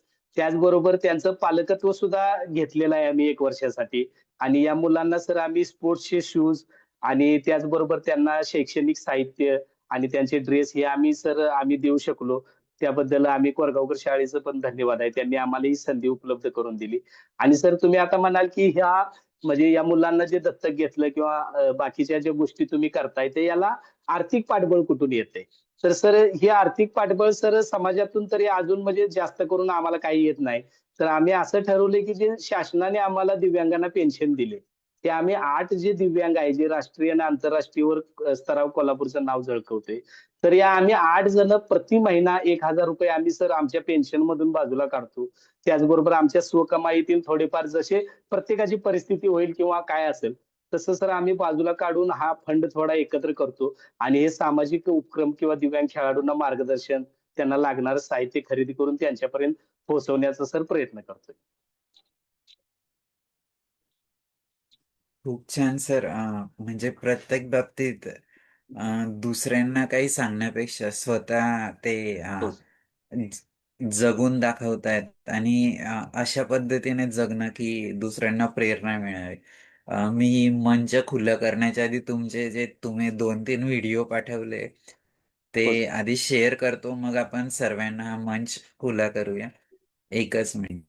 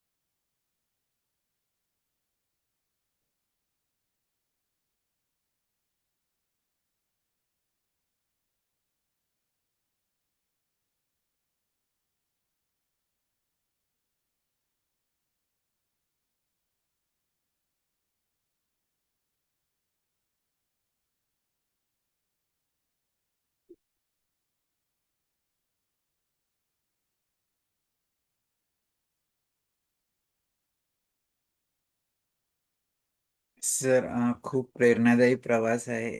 मी आधी भावनाताईंना विनंती करतो की त्यांनी बोलावं. धन्यवाद विशाल. आणि सर, तुमचा पूर्ण जो प्रवास ऐकला ना, तो ऐकून अक्षरशः थक्क झालीये. अक्षरशः थक्क झालीये. म्हणजे तुमचा क्रिकेट बद्दलचा जो म्हणजे क्रिकेट खेळामध्ये तुम्ही इंटरनॅशनल लेवल पर्यंत पोहोचलात, हा तर एक खूप मोठी अचीवमेंट आहेच आहे. पण त्याबरोबर तुमचं जे सामाजिक दायित्व तुम्ही जे समजून करता आहात, ते ऐकून खरोखर थक्क व्हायला झालं. म्हणजे एका बाजूला असं चित्र दिसत असतं, की अपंग व्यक्ती बऱ्याचदा आणि बऱ्याच अपंग व्यक्ती ह्या सरकारी मदत किंवा इतर सामान्य माणसांकडनं काहीतरी मदत असं मिळण्याच्या आशेवर असलेली आपल्याला बऱ्याचदा दिसते. आणि इथे मात्र तुम्ही तुमची अपंगांची मिळणारी पेन्शन त्याच्यामधले ₹1000 बाजूला काढून ठेवून, शिवाय स्वतःच्या कमाईतले पैसे बाजूला काढून ठेवून जिथे-जिथे शक्य आहे तिथे-तिथे मदत करण्याचा प्रयत्न करत आहात. मग तिथे कोरगावकर शाळेतल्या मुलांच्या ट्रेनिंगचा विषय असो किंवा तुमचं जीवेश्वर फाउंडेशनसाठी असलेलं काम असो, ह्या सगळ्या गोष्टी हे एकदम अ, वरच्या दर्जाचा माणूसपणाचं लक्षण आहे असं मला वाटतं. आणि खरंच आहे की का का म्हणून तुम्हाला अपंग म्हणावं असं तुमचं काम आहे. म्हणजे तुमच्या घरातल्या माणसांचं तुम्हाला सहकार्य आहे हे तुम्ही वेळोवेळी नमूद केलेलंच आहे. तुमची धर्मपत्नी प्राजक्ता तिच्याबद्दलही तुम्ही वेळोवेळी उल्लेख केले. अ, ते तर प्रश्नच नाही की ते सगळेजण तुम्हाला सहकार्य करत आहेत. पण तुम्ही स्वतः जो तुमच्यामध्ये असलेला स्पार्क दाखवला अगदी सुरुवातीपासून, की म्हणजे स्वतःच्या पायावर उभं राहण्यासाठी motor mechanic, two wheeler mechanic सारखा कोर्स निवडणं आणि त्यासाठी पण स्वतःला सिद्ध करण्यासाठी अ, प्रयत्नशील असणं. ह्या ज्या गोष्टी तुम्ही संतोषजी करता आहात ना, त्याला हॅट्स ऑफ हं. दुसरे शब्दच नाहीयेत खरंच. आणि हे धन्यवाद सर. अ, आणि हे पण आहे संतोषजी, की तुम्ही इतर मुलांना घडवण्यासाठी सुद्धा खूप मेहनत करत आहात. की आपण एका ठराविक एक मुकाम गाठलेला आहे आणि त्यानंतर गोष्टी सोडून दिल्या आहेत असं न करता जेवढ्या मुलांना घडवता येईल तेवढ्या मुलांना घडवण्याचा तुम्ही प्रयत्न करत आहात. खेळासाठी बाहेर बाहेर त्यांना ते निघतील असा तुम्ही प्रयत्न करत आहात आणि त्याच्यामध्ये ज्या अडचणी येत आहेत त्या सुद्धा दूर करण्यासाठी प्रयत्नशील आहात. ह्या सगळ्याच गोष्टी खूप थक्क करणाऱ्या आणि खूप मोठ्या आहेत. म्हणजे हे साधारण लेव्हलवरचं काम नाहीये तुमचं. हे सगळं बघून खरंच खूप छान वाटलं आणि मला म्हणजे विशालला स्पेशल थँक्स द्यावेसे वाटतात, की विशालने अशा व्यक्तीला आज संवाद साथीच्या कार्यक्रमामध्ये आणलं, की ज्यांचं काम हे खरंच आदर्शवत आहे. म्हणजे फक्त ही पर्सनल अचीव्हमेंट नाही, तर सामाजिकदृष्ट्या सुद्धा एक मोठा आदर्श घालून देणारी. म्हणजे तुम्ही सांगितलेली जी उदाहरणं, साहिल सय्यद आणि तुमचा मित्र सदाशिव, तर हे सुद्धा ऐकून खूप म्हणजे खूप म्हणजे सदाशिवबद्दल तर ऐकताना मला खूपच म्हणजे काय बोलावं शब्द नाहीये माझ्याकडे, की आज आपली झोपडी उठवली जातीये, कुठेतरी पलीकडे नेऊन दुसरी झोपडी टाकावी लागते आणि तेही अपंगत्वाच्या अवस्थेमध्ये असताना. ही फार कठीण गोष्ट आहे. म्हणजे अपंग व्यक्तीला खरंच आहे ना, की तुम्ही जे अडचणी मांडल्या ह्या पण एकदम खऱ्या आहेत, की वॉशरूमच्या सोयी नसतात, ट्रॅव्हल्सच्या सोयी नसतात. ह्या तर गोष्टी आहेतच. पण जेव्हा आपल्या डोक्यावरचं छत काढून घेतलं जातं, जे काही मोडकं-तोडकं छत आपण उभं केलंय तेही काढून घेतलं जातं आणि कुठेतरी दुसरीकडे आपल्याला आपलं बस्तान बसवावं लागतंय आणि त्यानंतरही आपण आपल्या खेळाची निष्ठा दाखवतोय, की म्हणजे काय म्हणजे याच्यासाठी शब्द नाहीये. आणि तसंच तुम्ही आता हे साहिल सय्यद तर मला वाटतं आता आज आपल्या बरोबर पण आहेत. अं, इथे उपस्थित आहेत साहिल सय्यद. त्यांचंही खूप कौतुक करावंसं वाटतं, की खूप नक्की. चांगल्या म्हणजे पद्धतीने तुम्ही हे सगळ्या गोष्टी ज्या करता आहात ना, त्याच्यासाठी खरोखर शब्द अपुरे पडतील असं आहे. आणि तुम्ही उल्लेख केला आणि मी सुद्धा स्वतः क्रिकेटची चाहती आहे. त्यामुळे महिला वर्ल्ड कप बघितला, त्याचे हायलाइट्स किती वेळेस तरी बघितले. आता अंध मुलींचं वर्ल्ड कप त्यांनी जिंकला ते बघितलं. तर आता मला ह्याच शुभेच्छा तुम्हाला द्यायच्या आहे, की लवकरच BCCIच्या रूल्सनुसार तुम्ही खेळत आहात. त्यामुळे BCCIचं रँकिंग मिळून जो वर्ल्ड कप होईल, व्हीलचेअर वर्ल्ड कप, त्यामध्ये तुम्हाला मॅन ऑफ द मॅच मिळो आणि भारतीय संघ त्यामध्ये विजेता ठरो, अशा शुभेच्छा देते आणि माझं मनोगत संपवते. खूप छान, संतोष सर. धन्यवाद मॅडम, धन्यवाद. धन्यवाद भावनाताई. Doctor Sunita madam. हॅलो हा, बोला मॅडम. सर, रेंज प्रॉब्लेम मध्ये मध्ये कट होतोय. हो, ठीक आहे. संतोष, मी 2006 ला हेल्पर्स ऑफ द हँडिकॅप मध्ये आले होते. तर तुम्ही हा त्याच्या आधी होता तिथे ना? हा हो मॅडम, 2001 ला मी बाहेर पडलो तिथून, 2001-2 ला. अच्छा, पुरा आधी. त्यामुळे मी मला छान वाटलं तुमच्या तोंडून हेल्पर्सचं नाव ऐकून. आणि बरं. बाकी पण विकास चौगुले, देवदत्त माने, सगळ्यांना. मी आता रत्नागिरीत असते. मला परत एकदा कोल्हापुरात आल्यासारखं वाटलं. तुमचं हॅलो. तुम्ही हा हो मॅडम, माझं वर्कशॉप आहे ते वाघबीळला असतं. वाघबीळ आहे का? बरोबर. हा पन्हाळ्याच्या पायथ्याला आहे वाघबीळ. हा, माहिती. आवाज ब्रेक होतोय तुमचा. हो, रेंजचा प्रॉब्लेम आहे तो. आणि हा बोलला तुम्ही.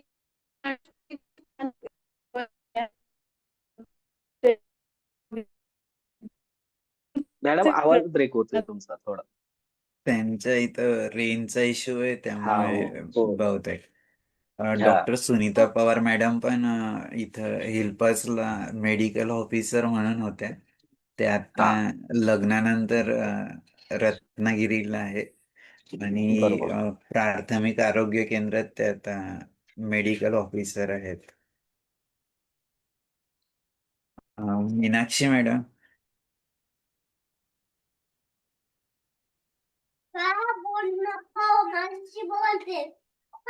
मीनाक्षी मॅडम. सारिका मॅडम.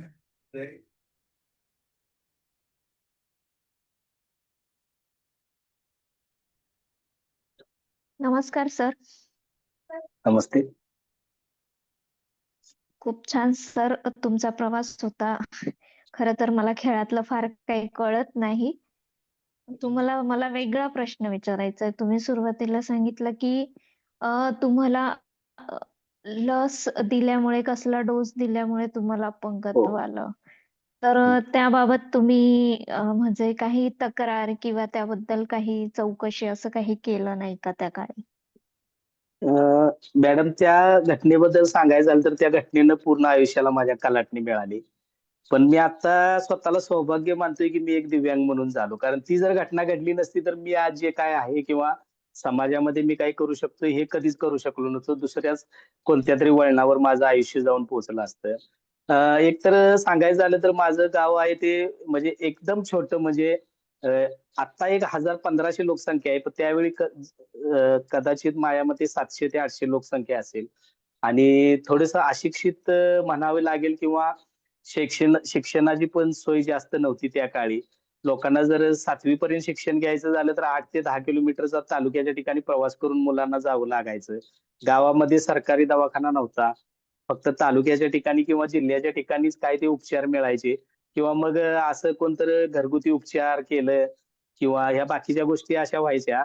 त्यामुळं आई-वडिलांचं पण शिक्षण जास्त नव्हतं किंवा परिस्थिती पण अशी एवढी नव्हती की कुणाला काउंटर करू शकू शकू की माझा मुलगा चांगला होता आणि तुम्ही डोस दिल्यापासून तो असा झालाय. कारण ते त्या माझ्या या परिस्थितीनेच एवढे विचलित झाले होते की त्यांना काहीच समजत नव्हतं. याला कुठे घेऊन जायचा, काय करायचं, नेमकं काय झालंय? ह्या एकंदरीत सर्व गोष्टींमध्ये त्यांनी कधी असं कुणाला विचारायचा प्रयत्नच केला नाही की बाबा हे तक्रार देण्याचा प्रयत्न केला नाही की हे का झालं किंवा कशामुळे झालं. एकंदरीत बघायचं झालं तर थोडा शिक्षणाचा अभाव आणि आरोग्यविषयक लोकांची जागृती म्हणा किंवा सरकारी दवाखान्यांची संख्या कमी त्या काळी होती, त्यामुळे ह्या गोष्टी घडल्या असं मी आणि याचा मी कोणालाही दोष देऊ शकत नाही. मी नाव घेताना घेतलं की सरकारी परिचारिका, पण तसं पण असं एकंदरीत मला म्हणता येत नाही. कारण हा जो प्रसंग पूर्ण आहे तो सतत माझ्या आईने मला सांगितला, की "तू 1 वर्षाचा असते तोपर्यंत खूप चांगला होतास. तू म्हणजे रांगण्याचा प्रयत्न करत होतास. तुझे पाय तू उठून उभा राहायचा प्रयत्न करायचास काहीतरी आधार धरून." म्हणजे दिव्यांगत्व हे मला नव्हतंच. मी जन्माला येतानाच सदृढ म्हणून जन्माला आलो. पण ज्या दिवशी मला ती लस दिली त्या लसीनंतरच माझ्या शरीरामध्ये हे बदल झाले त्या रात्रीपासून आणि मला हे दिव्यांगत्व आलं. हो, पण त्याच्याबद्दल हा जो तुमचा म्हणजे एक पॉझिटिव्ह जो व्ह्यू आहे तो खूपच छान आहे, सुंदर आहे. खूप खूप तुम्हाला पुढच्या प्रवासासाठी सर शुभेच्छा. बरेच अवॉर्ड तुम्हाला मिळो अजून तुमच्या क्षेत्रात. अ, मॅडम अवॉर्ड बद्दल बोलायचं झालं तर पुरस्कार मिळणं ही म्हणजे माझं टार्गेट नाही किंवा माझं ध्येय नाही आहे. तर माझं हे ध्येय आहे की माझ्यासारख्या बरेच दिव्यांगांनी समोर यावं, पुरस्काराची अपेक्षा न करता स्वतःबरोबर इतरांना सिद्ध करण्याची क्षमता ठेवावी, समाजासाठी काहीतरी करण्याची क्षमता स्वतःमध्ये निर्माण करावी आणि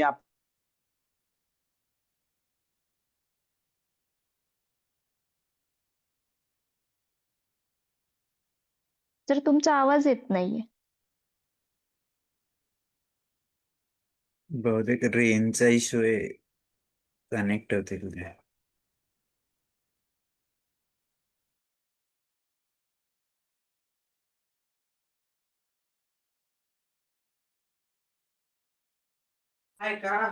संतोष सर, आवाज नाही येते तुमचा.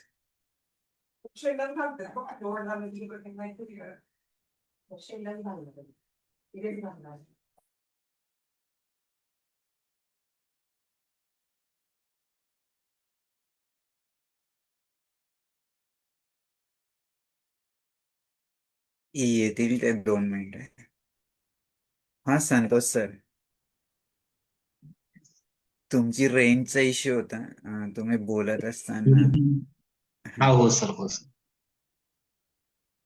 या मीनाक्षी मॅडम, तुम्हाला काही बोलायचं आहे? पंकज आडाव सर, साहिलजी, सचिनजी, बोला हॅलो, पंकज नमस्कार. सर. हा, नमस्कार बोला. संतोष सर आणि विशाल सर. खूप दिवसानंतर मी आज नमस्ते सर, पंकज सर. आवाज येतोय का माझा? हो, हा, येतोय येतोय येतोय, सर. बोला. हा, संतोष सरांची ना आमची 3 वर्षापूर्वी ज्यावेळेस छत्रपती संभाजीनगरला ज्यावेळेस तिसरी पॅरा अथलेटिक्स राज्यस्तरीय स्पर्धा झाली तेव्हा भेट झाली होती. आणि मला या पॅराच्या गेम बद्दल काही माहिती नव्हतं.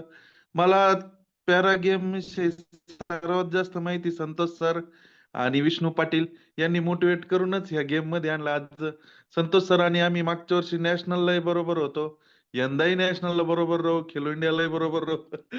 त्याच्यामुळे खूप खूप धन्यवाद नक्की संतोष सरांचे. नक्की नक्कीच आढाव सर, तुमची प्रगती असंच मेहनत कामाला येवो, देशासाठी तुम्ही पदक मिळवू हीच आमची इच्छा आहे.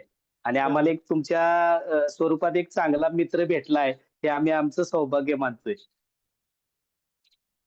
चालेल चालेल. आणि तुमचं असंच सहकार्य आणि तुमचं पण जे कार्य आहे त्या दिवशी तुम्ही जे राज्यस्तरीय स्पर्धा चालू असताना प्लेयर्स साठी नाश्त्याची व्यवस्था ही सर्व तुमच्या फाउंडेशनने केले, त्याबद्दल तुमच्या फाउंडेशनचे खूप खूप धन्यवाद सर. धन्यवाद सर. धन्यवाद पंकज सर. साहिलजी, बोला. माझा आवाज येतोय? हो, येतोय. येस. नमस्कार सर सगळ्यांना. मला एक थोडंसं बोलायचं आहे माझ्याबद्दल. मी आता सध्या गांधीनगरला आहे, Gujarat, Sai sports authority of इंडियामध्ये. आणि जसं संतोष दादांना बोलले की मोटिवेशन आणि समाजासाठी जी करायचं आहे ते आपल्याला कसं करायचं ते तर त्याची पूर्ण म्हणजे डिस्क्रिप्शनच डॉक्टर जसं देतो ना आपल्याला, एक बाबा हे औषध घे ते औषध घे, तसं खूप चांगल्या पद्धतीने त्यांना समजवलं. पण एक गोष्ट मला बोलायची होती की जसं मी देशासाठी एक सुवर्ण पदक आणण्यासाठी एशियन मध्ये आणि ऑलिम्पिक साठी जे प्रयत्न करतोय आणि जी मध्ये माझी निवड झाली एप्रिल मध्ये, ही शक्य झाले नसते जर संतोष दादा माझ्या जीवनात नसते. आणि संतोष दादा सारखं एक मित्र, मित्र म्हणतो सगळ्यांना लाभलं पाहिजे, की ज्याच्यामुळे काय काय आपण करू शकतो आणि काय काय आपण आपल्या अपंगावर मात करू शकतो ना, ज्यांचं मार्गदर्शन असलं पाहिजे. आज मी पूर्ण व्हीलचेअर युजर आहे, व्हीलचेअरवर असतो. ट्रेनचा प्रवास करताना मला हेल्प लागते खूप, म्हणजे दुसऱ्यांवर डिपेंड होतो. पण आमच्या गेल्या 8 वर्षाचा जी क्रिकेटचा प्रवास जे आम्ही सोबत केलाय, ह्या प्रवासात एकही क्षण मला न सोडता माझ्या सोबत जे प्रवास केलाय, मला दाखवलं की मी कसं प्रवास करू शकतो एकटा, कसं हँडल स्वतःला करू शकतो. ते संतोष दादामुळे आणि जी माझी मम्मी आणि भाऊ, ते दोघं जी मला सपोर्ट करतात आणि त्यांचं जी योगदान आहे माझ्या जीवनात, ते तर जन्म झाल्यापासूनच त्यांच्या जी संघर्ष ते माझ्यासोबत चालू झाला. पण माझ्या मम्मी आणि भावाला सुद्धा माहित आहे की माझ्या जीवनात एकमेव एक असा माझा मित्र, मी मित्र बोलतच नाही यांना, माझे मोठे दादाच आहे. मी जरी सय्यद असलो आणि ते रांजणले असते तरी आमचं रक्त एकच आहे. त्यामुळं जी प्रयत्न जी करतोय देशासाठी सुवर्ण पदक आणायची, ती सगळ्यात आधी देशासाठी करतोय, माझ्या फॅमिलीसाठी करतोय. पण माझा दुसरा उद्देश आहे की ज्या दिवशी मी सुवर्ण पदक जिंकेल एशियन मध्ये आणि ऑलिम्पिक मध्ये, ते मी फक्त आणि फक्त डेडिकेट करतो माझ्या संतोष दादाला. कारण त्यांच्यामुळे मी आज साईमध्ये, त्यांनी जर मला सांगितलं नसतं की साईचे ट्रायल्स आहे आणि जा, तर आज मी सुद्धा कुठेतरी घरात असतो आणि हे मला खेळता आलं नसतं. तर एक अपंगाचं जे टर्निंग पॉईंट जे बोलणार आलेत ना संतोष दादा, तर मी या मंचावर तुम्हाला प्रॉमिस करतो की तुमच्या प्रत्येक प्रवासात मी तुमच्या सोबत राहील, मरेपर्यंत, माझ्या अखेर श्वासापर्यंत. धन्यवाद नक्की साईजी. नक्की. तुम्ही दोन्ही पण एकमेकांना प्रेरणास्थान आहेत आणि जसं तुम्ही सांगितलं नातं ते बंधुत्वाचं आहे, ते खूप महत्वाचं आहे. मित्र प्रेमापलीकडे बंधुत्वाचं नातं. सचिनजी, पृथ्वीजी, अनम्यूट मी एक करून बोला. छोटस छोटस बोललं जातो की हा, बोला बोला. संतोष दादाला मी एकच सांगितलंय, जगायचं तर सोबत जगायचं, मारायचं तर सोबत मारायचं. तोपर्यंत म्हणजे जीवाच्या आखरी क्षणापर्यंत आम्ही सोबत दिसणार आणि सोबतच असणार, अशी आमची मैत्री असणार. नक्की नक्की साहेब. सचिनजी, पृथ्वीजी.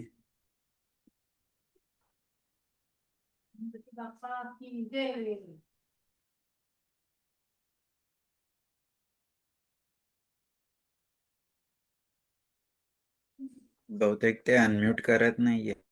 खूपच छान संतोषजी. तुमचं अगदी एक एक शब्द सुरुवात केली तेव्हापासून तर मला तर असं वाटत होतं की हे थांबूच नाही. पण इतकं आणि तुमच्याकडे बघून म्हणजे फिजिकली, मेंटली आणि खूपच आतून जी भरभरून वाहणारी ऊर्जा आहे, ती खरोखर सगळ्यांना प्रेरणादायी आहे. म्हणजे तुम्ही प्रत्येक वेळेस सांगितलं की मी आले ते चॅलेंज स्वीकारले आणि त्यावर मात करत गेलो आणि स्वतःला सिद्ध केलं.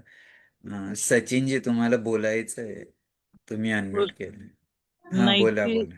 माझ्या आवाज येतो माझा आता? हो, येतोय हा येतोय. हा, येतोय. नमस्कार सर. नमस्कार सर्वांना. मी सचिन गाडगे. संतोष दादांच्या घरापासून माझं घर एक 4 ते 5 किलोमीटर अंतरावर आहे. आणि संतोष दादांची नी माझी ओळख ही लय जुनी, म्हणजे मी एबल होतो आणि मी सेंटरिंग कॉन्ट्रॅक्टर होतो. त्यावेळी माझ्या गाडीची कामं करण्यासाठी मी संतोष दादांशी भेटायचो. अचानक माझ्या घराचं काम करताना मी पडलो.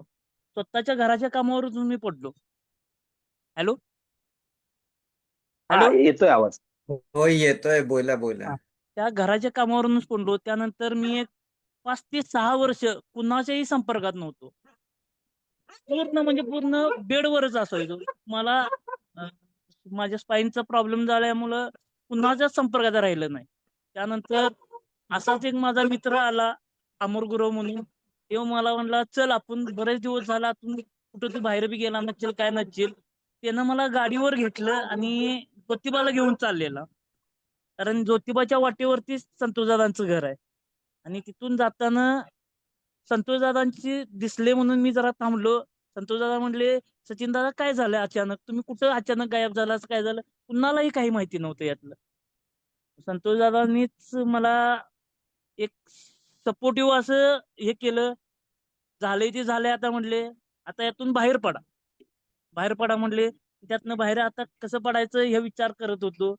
कारण संतोषदादा म्हटले, "बाहेर पडल्याशिवाय तर काय होणार नाही." असेच आमचे रिलेटिव्ह म्हणून एक जण आहेत. त्यांनी माझं टॅलेंट त्यांना माहिती होतं. मी कुठल्याही ह्याच्यात हे केलं तरी हे करू शकतो म्हणजे काम वगैरे करू शकतो. मग मला मशीन ऑपरेटर म्हणून त्यांनी तिथं घेतलं. त्या ह्याच्यातनं मग ते 1 वर्ष तिने मला ने-आण केलं. मानसिंग गवळी ते आमच्या मालकांचं नाव असं. दगडी मूर्ती कारखाना आहे त्यांचा. मोठ्या-मोठ्या मंदिरांची कामं बी करतात ते. तिथून गेलो संतोषांनी तसं सांगितल्यावर मग 1 वर्ष झाल्यानंतर मला स्वतः मालकानं सांगितलं, "तू आता हँडिकॅपची गाडी मिळते ती घे" म्हणून. मग ती त्यानंतर संतोषांचा आणि संपर्क तुटलेला. कारण तिथवर जाणंच होत नव्हतं. मालकाने सांगितल्यानंतर गाडी घेतली. गाडी घेतल्यानंतर परत संतोषांना गाडी दाखवायला म्हणून गेलो. मग तिथून पुढं माझा प्रवास संतोषांनी चालू केला. मला त्यांनी पहिलं टेबल टेनिस नॅशनल पातूर न्यायची जबाबदारी केली. त्यानंतर क्रिकेटमध्ये खेळायची जबाबदारी सकट त्यांनी पार पडली.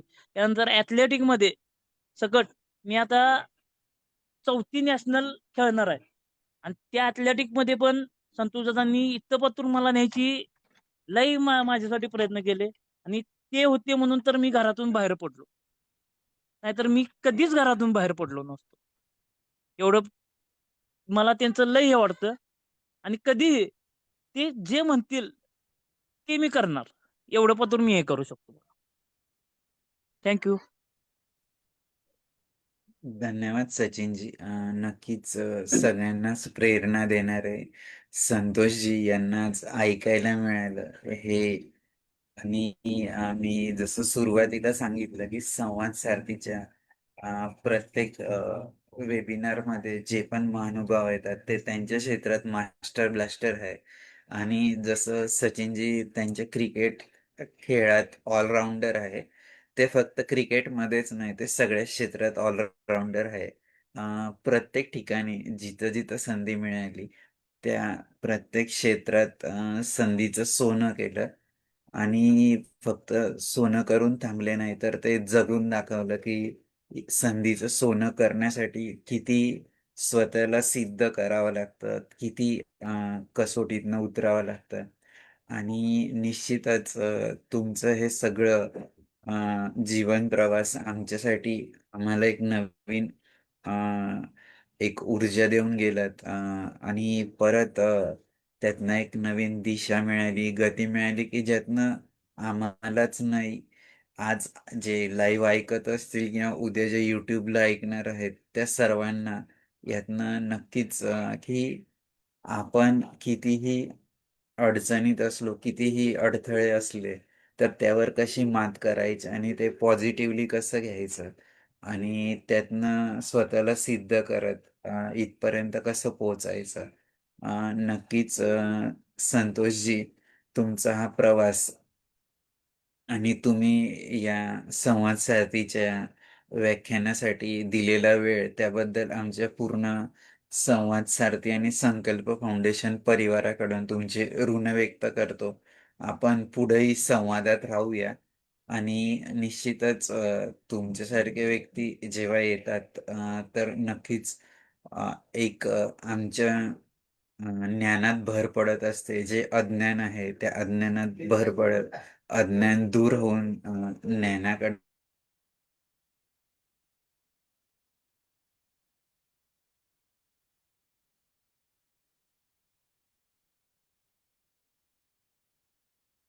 हॅलो. रेंज गेली बहुतेक त्याच्याकडे. हा, येतोय आवाज.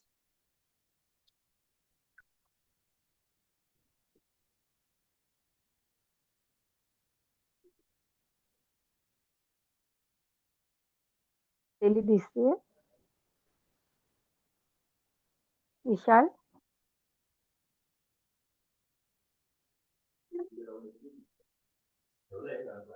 विशाल सरांचा आवाज बंद झाला. हा, नाही रेंज गेलेली दिसतेय त्याच्याकडची.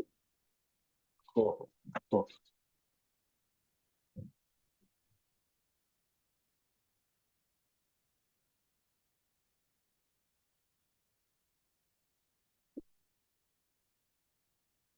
अं, दर वेळेस संतोष सर आमचा असा प्रघात आहे की जो वक्ता आलेला असतो त्याने जाता जाता एक संदेश द्यायचा, त्यानंतर प्रार्थना होते आणि मग आपल्या ह्या हो. सत्संगाची सांगता होते.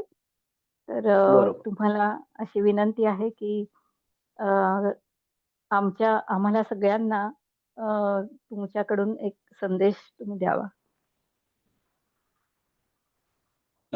हो मॅडम. जसं मी मगाशी माझ्या जीवन प्रवासामध्ये एक वाक्य बोललो होतो की जशी आपली इच्छा असते समाजाकडून की समाजानं आपल्यासाठी काहीतरी करायला पाहिजे, तशी आपली सुद्धा इच्छा ठेवावी लागणार आहे की समाजासाठी आपण काहीतरी केलं पाहिजे. आणि याच वाक्याला अनुसरून मला समाजामध्ये माझा साहिल असेल, माझे सचिनदा असतील, सदाशिव असेल किंवा माझ्या टीम मधले बरेच सहकारी असतील, अशा अनेक दिव्यांग खेळाडूपर्यंत मला पोहोचायचं आहे. त्यांना मला जे ज्ञान आहे किंवा मी जो संघर्ष केलाय किंवा मी जे अचीव्ह केलंय त्या सर्वांची माहिती त्यांच्यापर्यंत पोहोचून मी जे आज या लेवलला किंवा जो मला समाजात मान सन्मान मिळतोय तो मान सन्मान मला या सर्वांच्यासाठी पण मिळवून देण्याचा एक प्रयत्न करायचा आहे आणि तो मी नक्कीच करणार. आणि बाकी इतर दिव्यांगांनी सुद्धा की जे एक प्रतिष्ठित समाजामध्ये एक स्थान मिळवलंय, जे की एमपीएससी असू दे किंवा बाकीच्या काही स्वतःच्या रोजगारावर असेल, जे काही आता सेटल झालेले आहेत किंवा एक स्वतःच स्वावलंबी जीवन जगतायत, यांना पण मी एक विनंती करीन की तुम्ही जसं स्वावलंबी बनलाय तसा इतरांना सुद्धा स्वावलंबी बनण्याचा तुमचा जसा मार्ग होता, त्या मार्गातील काही अडथळे होते, काही संधी होत्या, त्या संधी आणि अडथळे हे तुम्ही बाकीच्या आपल्या दिव्यांग समाजासाठी खुल्या कराव्यात, त्यांना सुद्धा समाजाच्या मुख्य प्रवाहामध्ये आणण्याचा प्रयत्न करावा. तेव्हाच आपण सर्व दिव्यांग कुठेतरी समाजाचा एक घटक होतो आहे आणि होणार हे सिद्ध होईल. खूप धन्यवाद सर. अगदी मोलाचे बोल आहेत तुमचे की खरंच आहे, सर्वांनी मिळून जर हा गोवर्धन उचलण्याचा प्रयत्न केला तर नक्कीच एक सन्मानाचं जीवन प्रत्येक अपंग व्यक्तीला मिळायला वेळ लागणार नाही. खूप धन्यवाद सर. आपण एक छोटीशी प्रार्थना घेऊया आणि आजच्या या सत्संगाची सांगता करूया. हो मॅम. सर्वे भवन्तु सुखिनः, सर्वे सन्तु निरामया, सर्वे भद्राणि पश्यन्तु, मा कश्चित् दुःखभाग् भवेत्. ॐ शान्ति शान्ति शान्तिः. खूप धन्यवाद सर. शुभरात्री. धन्यवाद विशाल. सगळ्यांना. माझी रेंज गेली होती. हो हो हो. विशाल, तुझं काम थोडंसं पूर्ण केलं की सरांनी नाही, संदेश हे आपलं दिला. काम आहे आपलं. हो. नाही, दरवेळेस तू करतो म्हणून तुझं म्हटलं, खरोखर तर आपलंच. ओके. पण सरांनी संदेशही दिला आणि प्रार्थना म्हटली. छान. तर हा.